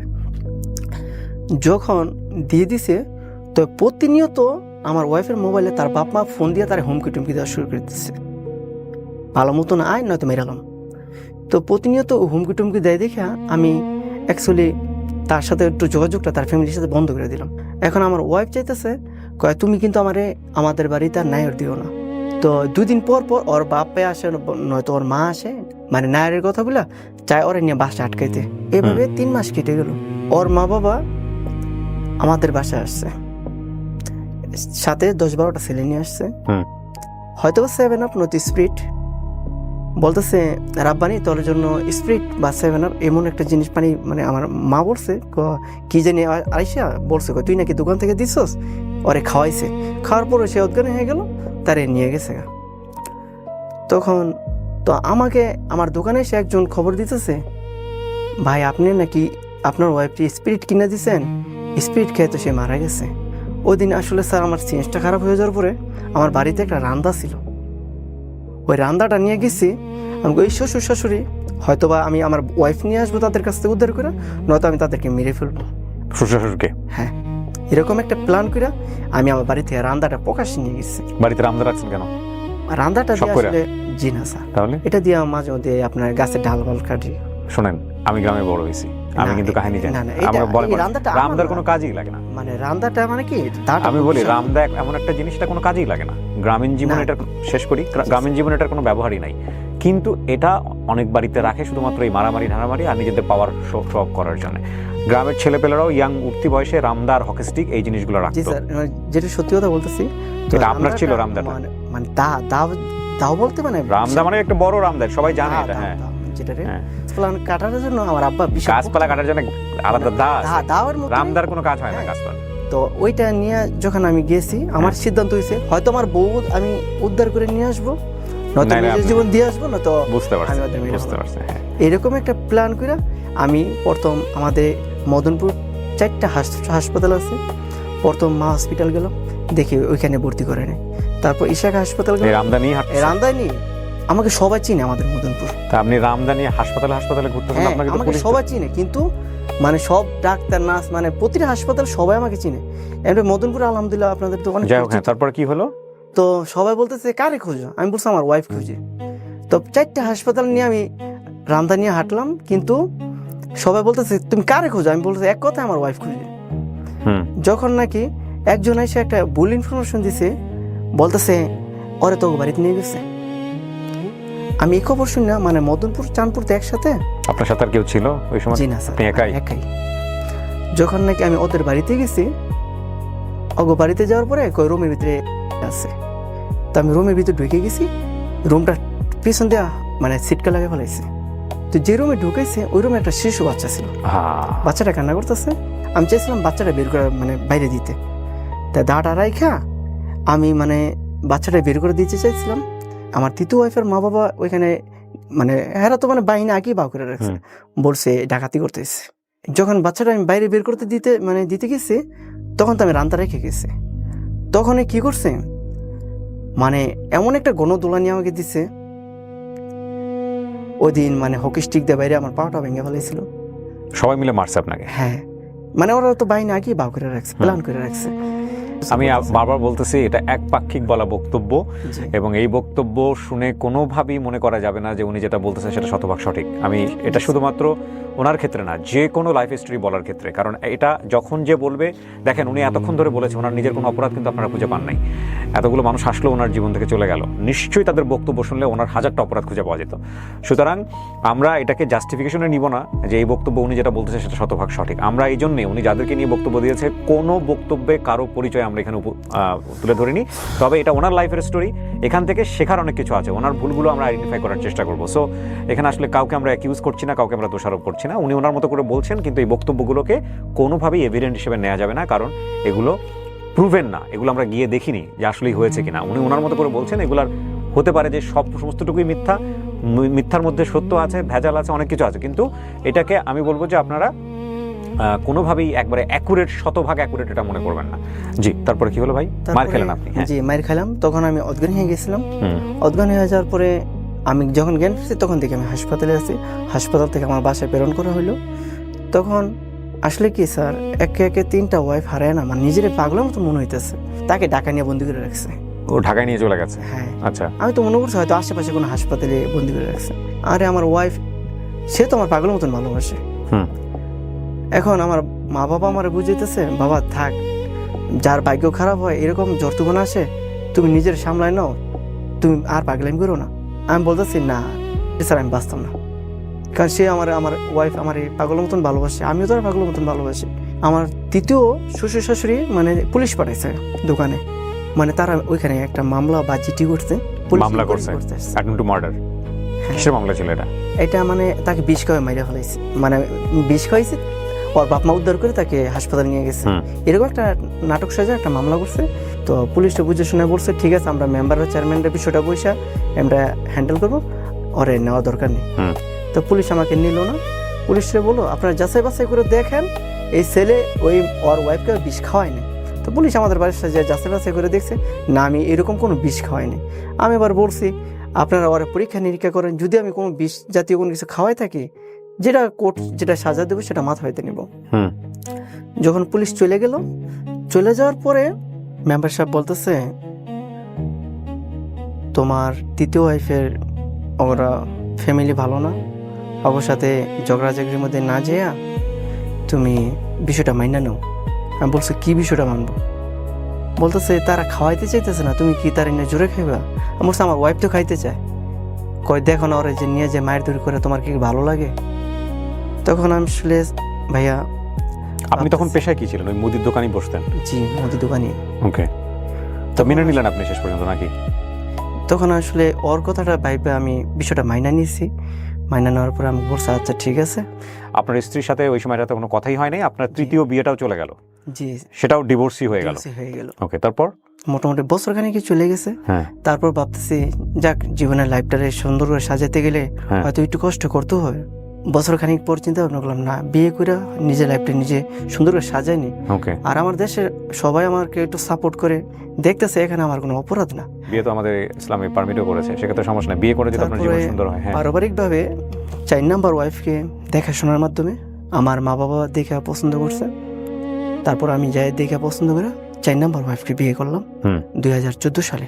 সবকিছু জেনেছিল সে যে আপনার বিয়ের আগে যে আপনার আরো 3টা বিয়ে আছে, বাচ্চা আছে একটা? সবকিছু যাচাই বাছাই করে আমার কাছে বিয়েটা দিয়েছে। ওই মেয়েও কি প্রথম বিয়ে করেছে আপনাকে নাকি? হ্যাঁ, সেও অবিবাহিতই সে ছিল? অবিবাহিত স্যার। চিন্তা করেন বেচারির কপাল কি। তো সেও মানে আমি একদিন ফজরের নামাজ পড়ে তাকে দেখতে গেছিলাম, সেও সে আমাকে 3 বিয়ে করছে আর সে হচ্ছে আলটিমেটলি মানে তার প্রথম। হ্যাঁ, আমাদের 15 সালে বেবি হইলো, ছেলে হইলো, দ্বিতীয় ছেলে হইলো আমার মানে চতুর্থ প্রথম wife-এর। স্ত্রীর পরে। হ্যাঁ চতুর্থ ওয়াইফের করে দ্বিতীয় ছেলে হইলো। তো 2020 সালে আমার প্রথম ওয়াইফের অন্য জায়গায় বিয়ে হয়েছে। হ্যাঁ, সে আমাকে একদিন স্মরণ করছে, বলছে ভাই একটু বাসায় আসেন, আপনার সাথে একটু কথা আছে। তা আমি বলছি আচ্ছা ঠিক আছে। তো আমি আবার গেছি, যাওয়ার পর বলতেছে আমার তো বিয়ে হয়ে যাচ্ছে, যদি আমি পারি আমার কাছে ছেলেটা রাখবো, আর যদি আমি না রাখতে পারি তাই তোমার কাছে আমি দিয়ে দেবো। তখন বললাম ঠিক আছে, তোমার বিয়ের পরে যদি তুমি না রাখতে পারো আমাকে দিয়ে দিও আমারটা। এখন যখন নাকি দ্বিতীয় ছেলেটাকে নিয়ে আসছে, আমার মানে সাবেক ওয়াইফ থেকে আমার ছেলে প্রথম ছেলেকে নিয়ে আসছে, তখন থেকেই আমার যে চতুর্থ ওয়াইফ সে আমার সাথে মানে রং ব্যবহার করা শুরু করে দিল। মানে প্রথম ছেলেকে আপনি নিয়ে আসছেন আপনার বাসায়, হ্যাঁ, নিয়ে আসার পর থেকে সে আপনার সাথে খারাপ ব্যবহার করে। খারাপ ব্যবহার করা শুরু করে দিল। পৃথিবীতে কথার মায়ের যে সবচেয়ে বড় মায়ের। একটা বড় জিনিস কি, মানে উনিও তো প্রিপারেশন ছিল না, ওনারও তো মাথায় ছিল না যে প্রথম ছেলে আবার আমার ঘরে আসতে পারে। না, এখানে বিষয়টা হচ্ছে কি, আপনি কি বিয়ের আগে পরিষ্কার করছিলেন তাকে? পরিষ্কার করছিলাম, এমনকি বিয়ের পরের দিন যেদিন আরাবুল্লাহ গেছিলাম, আমার সাবেক ওয়াইফ থেকে আমার ছেলেকে নিয়ে গেছিলাম তাদের বাড়িতে। আচ্ছা আচ্ছা। তখন বিষয়টা সে মানে মানছে, কিন্তু যখন পুরোপুরি চলে আসছে তখন আর মানতেছে যখন না। পুরোপুরি চলে আসছে সে এখন মানতে রাজি না। দেখো তুমি তার একটু মাইনে নিও, দেখো সে আমাকে ছাড়া তোমাকে ছাড়া কোথায় যায় দাঁড়াবে। ও বলতেছে ওর এই যে কোনো মাদ্রাসায় দিয়ে দাও। এর মাঝে দিয়ে ওর দুর্ব্যবহার, ওর কথার আঘাতে আমি সহ্য না করতে পারি, আমি একদিন রাগের বশত পঞ্চম বিয়ে করে ফেলাই। আর রাগের বশে পঞ্চম বিয়ে কিভাবে করলেন? পঞ্চম বিয়েটা কেন করলাম স্যার, এখানে একটু কথা আছে। যে মেয়েটাকে আমি পঞ্চম বিয়ে করছি তার সাথে আমার খুব ক্লোজ একটা ভালো বন্ধুত্ব সম্পর্ক। বন্ধুত্ব সম্পর্ক কিভাবে, তার ভাইদের সাথে আমার বন্ধুত্ব সম্পর্ক। তো ওই হিসেবে ওদের বাড়িতে যাইতাম, দাওয়াত টাওয়াত খাইতাম। অনেক সময় আমার বন্ধু বান্ধব মানে তার বোন তাদেরকে নিয়ে আমার শ্বশুর বাড়িতে সোনারগাঁয়ে বেড়াইতাম। তো এখন হঠাৎ একদিন মানে তারা আমাদের বাড়ির পাশে ভাড়া থাকে, তার ভাইগুলো চলে গেল। এখন মানে বন্ধুরা বলে গেছে যে তোমার বোনটা এখানে থাকে, তুমি ভাই একটু দেখাশোনা করো। তো মাঝে মধ্যে আমার শ্বশুর বাড়িতে ওই মেয়ের নিয়ে আমি বেড়াইতে যেতাম। তো আমার শ্বশুর বাড়ির মানুষও মাইন্ড করতো না। আমার ওয়াইফও বলছে ঠিক আছে বোনের মতন থাকবো, সমস্যা কি। হঠাৎ সে একদিন অসুস্থ বললো, মানে ব্যথায় মানে তাই জ্ঞান হারায় ফেলাইছে। মানে যে ব্যথায় মানে অজ্ঞান হয়ে গেছে দেখা কেউ কোনো হাসপাতাল তার অ্যাকসেপ্ট করতেছে না, বলতেছে ঢাকা হাসপাতাল নিয়ে যাও। এখন তার বাড়ি হয়েছে সিলেট। এখন মানে তার যে মানে ঢাকা হাসপাতাল নিয়ে যাবো ওই সময়টা আমি পাইতেছি না। এখন আমার ওয়াইফকে বলছে এতটুকু ফোন দিয়া, বলছি যাদের সাথে আমরা চলাফেরা করি আমি তারাই নিয়ে আমি একটু হসপিটালে আসছি। তো হসপিটালে ভর্তি করে আমি রাত্রে চলে আসতেছি বাসায়। তো হসপিটালে কোনোভাবে ভর্তি করে না, লাস্টে দিয়া অনেক ভর্তি করে না, লাস্টে দিয়া অনেক হসপিটাল মানে মিথ্যা আশ্রয় নিচ্ছে। বলছে আমার ওয়াইফ, আমি তার হাজব্যান্ড, ভর্তি করেন। তার উপকার করতে যে আমি মিথ্যা কথা বলে তার ভর্তি করছে। যখন তার চিকিৎসা করছে, চিকিৎসা করে রাত্রের 2টা বাজে তার হাসপাতাল রেখে আমি বাসায় চলে গেছে। বাসায় চলে যাওয়ার পরে আমার ওয়াইফকে যাই আমি করি বাইরে দিয়ে আমার ওয়াইফের কাছে আমি সত্য কথাগুলো বলে দিই। বলছে দেখো মেয়েটা যেহেতু বিপদগ্রস্ত, আমার মেন কথা হয়েছে তার বাইকের সাথে আমি চলছি ফিরছি, তো ওরা তো এখন চলে গেছে, এখন যেহেতু আমাকে দায়িত্ব দিয়ে গেছে দেখাশোনা, তা আমি হয়তো বা আমার নিজের থেকে আমি একটু ভুল করে ফেলাইছি। আমার ওয়াইফকে আমি সব কিছু খুইলা বলছি। সকালবেলা আমি ফজরের নামাজ পড়া সকালবেলা আমি তারে নিয়ে আসলাম। এখন যার উপকার বন্ধুত্ব হইয়া করলাম, এখন তার দৃষ্টিতে তার ভঙ্গিমাতে তার মনের ভিতরে আমি নাকি ঢুকে গেছি। মেয়েটা আপনাকে পছন্দ করা শুরু করছে। পছন্দ এইভাবে কয়েকদিন। আর এদিকে আপনারও আপনার সাথে আপনার স্ত্রীর সাথে সম্পর্ক ভালো যাচ্ছে না, আমরা বুঝে গেছি ঘটনা কি করেছে। এটাই বর্তমান যে চতুর্থ ওয়াইফ সে বলতেছে তার সাথে চলাফেরা বন্ধ করে দাও। কি বলেছে? যখনই চলাফেরাটা অফ করে দিতে চাইছি তখন থেকে মানে এটা 2020 সালের ঘটনা, মেসেঞ্জারে, হোয়াটসঅ্যাপে, ইমুতে হাত কাইটা মানে শুধু গেলে রক্ত দেখায় মেয়েটা। মেয়েটা সে জানতো আপনার লাইফে এরকম 4টা বিয়ে হয়েছে, হ্যাঁ সব 2টা বাচ্চা আছে, এগুলো আমার জানতো? শ্বশুর বাড়িতে বেড়াইতেও গেছে, সে সব জানে, সব জানে। জানার পরেও সে আপনাকে পছন্দ করছে? পছন্দ করে। হুম। এখন আমি বলতেছি দেখো আমি হাত কাটাকাটি আচ্ছা, আমি আপনাকে কটা প্রশ্ন করি, আমি বুঝতে পারছি স্টোরিটা লম্বা। আপনার সাথে আপনার স্ত্রীর সম্পর্ক ভালো ছিল না, চতুর্থ স্ত্রীর সম্পর্ক ভালো ছিল না, সেটা আপনার প্রথম স্ত্রীর বাচ্চাকে নিয়ে এবং হ্যাঁ। একই সাথে এই মেয়েটাকে নিয়েও। জি জি এক পর্যায়ে গিয়ে আপনি রাগে দুঃখে কষ্টে মেয়েটাকে বিয়ে করে ফেলছেন। ফেলছি। বিয়ে করে ফেলছেন না? জি। আচ্ছা, এই ঘরে কি কোনো বাচ্চা কাচ্চা আছে? জি না, এই এই ঘরে ঘরে মানে আমাকে এত ভালোবাসে, দুইবার আইসা গলাতে ওন্না দিয়ে দড়ি বাঁধছে, কেন? সে ফাঁসি দিবে আমি যদি দিয়ে তাকে না করে। আমার ওয়াইফকে এসে ডাইরেক্ট অফার করে বলো আমার ওরে আমি অন্যের মতন ভালোবাসি, তাকে বলো আমার বিয়ে করতে। আমি আমার ওয়াইফকে আমি বুঝে শুনে বলছি দেখো আসলে আমি বন্ধুত্ব করে তার সাথে অনেক মস্ত করে ভুল করে ফেলাইছি। হ্যাঁ। যখন নাকি একে 2 দিন আমার বাসায় এসে সে সুসাইড করতে চাইছে, মানে একদিন এমন ভাবে অন্য তার গলায় পেঁচাইছে ভাইরে ভাই, ছুঁড়াইতে পারি কপালই না। আপনার একটা। হ্যাঁ, মানে ওর ফাঁসি আমি ছুড়াইতে পারি না। আমি মনে করছি ওই দিন মেয়েরা মনে হয় পাগলই হচ্ছে আমাদের এই রোমিওর জন্য। আসলে স্যার লাস্টে পর্যায়ে আমি আমার ওয়াইফকে বলতেছি, আমার চতুর্থ ওয়াইফকে বলতেছি, তখন আমি তার বিয়ে করিনি। হ্যাঁ। আমার পাশে এসে যখন নাকি সে সুসাইড করার চিন্তা ভাবনা মানে আর ভাই ব্রাদারকে জানাইতেন, ওর পরিবারকে জানাইতেন? জানাইছি, কাজ হচ্ছে ওর না। পরিবার তো মানে দেশ Crazy. সিলেটে। যখন নাকি আমার বাসায় একটার পর একটা দুর্ঘটনা এসে ঘটাইতেছে, আমার ওয়াইফে বলতেছে তুমি একটু ধৈর্য রাখো। সেই যে তুমি বারবারই এসে আমাকে বলতেছে বিয়ের প্রস্তাব দিতেছে, তোমাকে বলতেছে মানে আমি যাতে মানে তুমি যাতে ওর মাইন্ড নাও, তুমি একটু ধৈর্য ধরো, আমি ওর বিয়ে করবো না। ওর সাথে তো আমার বন্ধুত্ব সম্পর্ক। আর ওই কোনো ওয়াইফ যেহেতু- ধৈর্য ধরবে? ভাই আপনি এগুলো বলেন না, আর লোকজন খেপে যাবে আপনার উপরে। শোনেন, প্রথম কথা হচ্ছে যে এটা কোনো ওয়াইফই ধৈর্য ধরবে না। হ্যাঁ, আপনি কি করছেন না করছেন তার লগে, আর হে আপনার জন্য ক্রেজি হয়ে গেছে মানুষ কি মানে। জি। শোনেন, এখন কথা হলো এই মেয়েটাকে আপনি বিয়ে করছেন, সংসার করেন না কেন? তাকে এখন সে সুইসাইড করতে চায় না? যেদিন মানে লাস্ট তার সাথে আমার মানে বিয়েটা হয়, ওদিন আমি বলছি তুমি এই যে পাগলামিগুলো করতেছো, তুমি কি করলে তুমি এই পাগলামি থেকে আমার মুক্তি দিবা? তুমি বুঝছি, তারপরে আপনি বিয়ে করছেন তাকে। আপনি আমাকে প্রশ্নের বলছে, উত্তর দেন। হ্যাঁ, আপনি যদি আমাকে বিয়ে করেন তাহলে আমি পাগলামি ছেড়ে দেবো, আমি আমার দেশে চলে যাব। গেছে হ্যাঁ, বিয়ে করে সে দেশে চলে গেছে। বিয়ে করছি। তারপরে আমি বলছি ঠিক আছে, আমার প্রথম ওয়াইফে চাইছিলাম সাক্ষী রেখা, চাইছিলাম তার কিছু ডিভোর্স নেওয়া, কিছু টাকা পয়সা দিয়ে একটা নির্মাসে যায় যাতে কোনো ঝামেলার মাথায় না থাকে। কিন্তু সে ডিভোর্সে যাবে না। তো বিয়ে করলেন কেন তাহলে? ডিভোর্স সে মানে বিয়ে করবে কেন? আমি তো স্যার একমাত্র তাকে মানে সে যদি পাগলামি করে যদি মৃত্যুবরণ না করে, সে যেভাবে সুসাইড করে একে একে 3বার, আমি মানে আমি মানে ওর সাথে যখন আমার কথা এই জন্য একটা মারাত্মক কথা আছে, এটা কিন্তু হিউম্যান সাইকোলজিতেও আছে এবং রিলিজিয়নও আছে। সেটা হচ্ছে এই যে এইভাবে মানে কোনো আত্মীয় সম্পর্কের বোন হোক বা যাই হোক, এগুলো এদের সাথে মেশা বা ভাইদের সাথে মেশা, এগুলো সম্পূর্ণ স্ট্রিক্টলি নো। দেখেন একটা জিনিস কি দাঁড়ায়, আর ঘটনা এরকম ঘটেছে কিনা আমি নিশ্চিত না, কারণ ওই মেয়ের পক্ষ থেকেও একটা বক্তব্য থাকতে পারে কেন একটা মেয়ে একটা বিবাহিত ছেলের প্রতি এরকম এরকম যদি করেই থাকে অ্যাট্রাক্ট ফিল করে। যাই হোক, শোনেন ভাই, আমি একটা কথা বলি আপনাকে, সেটা হচ্ছে আপনি যে পঞ্চম বিয়েটার কথা বললেন, উনি এখন কি ডিভোর্স পেয়েছে আপনার কাছ থেকে? না, ও আমাকে ডিভোর্স দেন না, আমিও তাকে এই পর্যন্ত ডিভোর্স দেন নাই। আপনি সংসারও করেন না, উনি সিলেটে চলে গেছে। সিলেটে চলে গেছে। যোগাযোগ আছে আপনার সঙ্গে? হ্যাঁ, মাঝে মধ্যে আপনার চতুর্থ স্ত্রী জানে এই বিষয়টা? হ্যাঁ জানে। জানে। সেই বিষয়টাকে কিভাবে নিয়েছে? সে বলছে সে তো আর কখনো আসবে না, সে যেহেতু তার মনের একটাই চাওয়া ছিল। তো ডিভোর্স পেপার পাঠায় দেন এখন। এখন আমি আসলে তাকে একবার বলছিলাম, আমি মেম্বারদেরকে নিয়ে বসছিলাম, আমার প্রথম ওয়াইফও রাখছিলাম, তাকেও রাখছিলাম। হ্যাঁ, বলছিলাম আমি তোমাকে ডিভোর্স দিয়ে দিই, তোমার যে প্রাপ্তটা আছে তোমার প্রাপ্তটা কতদিন হয়েছে দিয়ে তাকে বিয়ে করেছেন? দিই। বিয়েটা করছে আজকে 2 বছর হয়েছে। তো এইভাবেই আছে। মাঝে মাঝে দেখা সাক্ষাৎ করেন তার না, সাথে? দেখা সাক্ষাৎ হয় না। দেখা সাক্ষাৎ করেন না, শুধু জাস্ট ফোনে যোগাযোগ করে মাঝে মধ্যে ভালো মন্দ খোঁজ খবর নেই। আমিও মাঝে মধ্যে ওই ফোন দিলে বলে হ্যাঁ আমি ভালো আছি। কতটুকু বিশ্বাসযোগ্য আমি জানি না। শোনেন, এই যে গল্পটা আপনার আজকে যে জায়গাটা এসে দাঁড়াইছে, এই গল্পটা আপনি আজকে কেন বললেন? সোশ্যাল মিডিয়াতে লক্ষ লক্ষ মানুষ আপনার এই গল্পটা দেখবে। 5-5টা বিয়ে, আপনার বয়স 30 না কত যেন বললেন? 33 বছর। প্রথম বিয়ে করেছেন 20 বছর বয়সে। 20 থেকে 13 বছরের মধ্যে 5টা বিয়ে হয়ে গেছে আপনার, এবং এখন বাচ্চা কাচ্চা কয়টা সব মিলে? গতকালকে আমার ছেলে হয়েছে। গতকালকে আপনার ছেলে হয়েছে, মাশাআল্লাহ। 3 ছেলের জনক আপনি। 3 ছেলের জন্য। প্রথম কথা হচ্ছে, প্রথম 2, 3টা 4টা বিয়ে যেটা হয়েছে আপনার জীবনে, একটা ঘটনা দুর্ঘটনার মধ্য দিয়ে আপনি গেছেন, সেটা আপনি করতেই পারেন, আইনত বা লিগালত আপনি সেটা করতেই পারেন।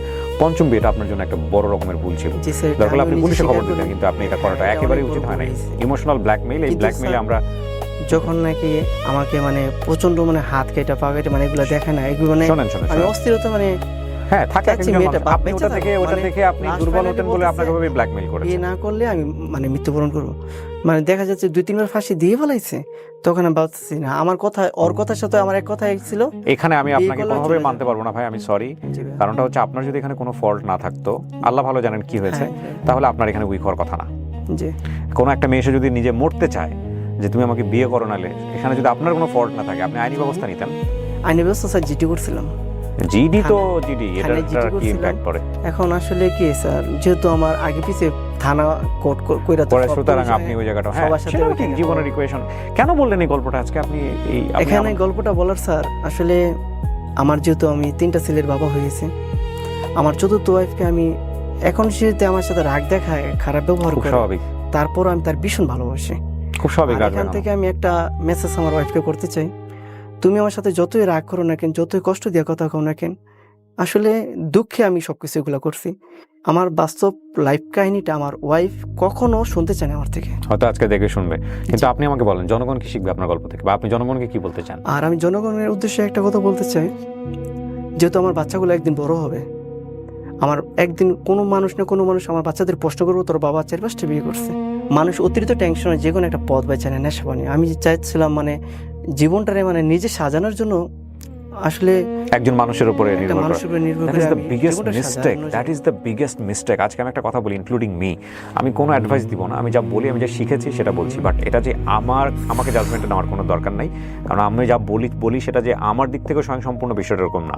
তবে দ্য বিগেস্ট মিস্টেক হচ্ছে, রিসেন্টলি একটা বই পড়ছিলাম, আপনারা যদি কখনো সুযোগ পান আপনারা পড়বেন, রোন্ডা বাইনের একটা বই, দ্য গ্রেটেস্ট সিক্রেট। সেখানে খুব চমৎকার একটা কথা আছে, পুরো বইটাই আমার খুব ভালো লেগেছে। যদিও অনেক বিষয় আমাদের ধর্মের সাথে সাংঘর্ষিক, ওটাও বলে নেই।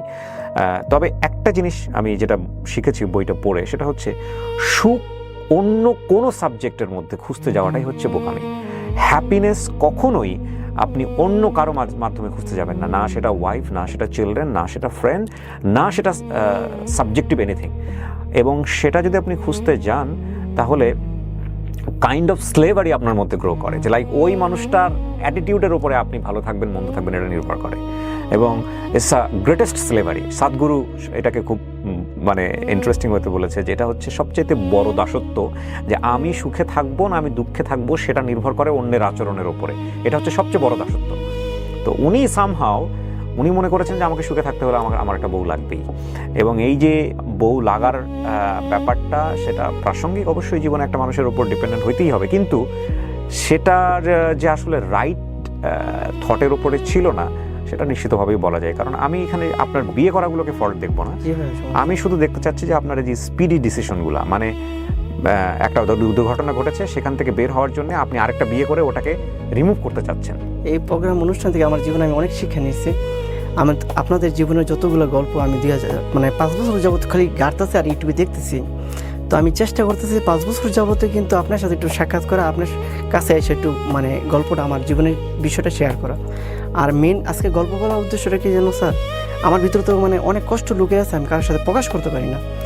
আর আমি চাচ্ছি আমার বাচ্চাগুলো যখন বড় হবে, আমার গল্পটা যদি তাদের চোখে পড়ে, তারা বুঝতে পারে আমার বাবা কেন এই কাজ। এই গল্প চোখে পড়তে হবে না, আপনার বাচ্চারা যখন বড় হবে সময়ে সময়ে আপনি আপনার বাচ্চাদেরকে অল্প অল্প করে বলেন। আর দ্বিতীয় কথা হচ্ছে যে বাচ্চাদেরকে বলারও দরকার নাই, বাচ্চার কাছে বাবা হিসেবে সফিস্টিকেটেড হওয়ার ট্রাই করাটাই আপনার জন্য দরকার, আর বাকি বিষয়গুলো নিয়ে কনসার্ন হওয়ার দরকার নাই। হ্যাঁ, এটা হচ্ছে বিষয়, টেনশনের কিচ্ছু নাই। সো প্রিয় দর্শক এবং শ্রোতা, আমরা ডেফিনেটলি ধন্যবাদ জানাই আমাদের যে রাব্বানি আজকে এখানে এসেছিলেন, তার গল্পটা বলে গেলেন সেজন্যে। তবে এই গল্প থেকে আমাদেরকে একটা জিনিসই শিখতে হবে, সেটা হলো যে কোনো ডিসিশন নেওয়ার আগে সেই ডিসিশনটা কতটুকু ইম্প্যাক্টফুল আপনার লাইফে, সেটার জন্য সময় নিয়ে, যদি আপনি নিতে না পারেন সময় নেন, নাম্বার 1। আর যদি আপনি নিয়েই ফেলেন, তারপরে হ্যাপি থাকার জন্য আরেকটা কাজ করবেন যখন, তারও আগে সময় নেন যে আপনি আসলে রেডি কিনা, নইলে আরও একটা ভুলের জন্ম হতে পারে। সো শেষ করছি আজকের মতো, অনেক ভালো থাকুন, আসসালামু আলাইকুম।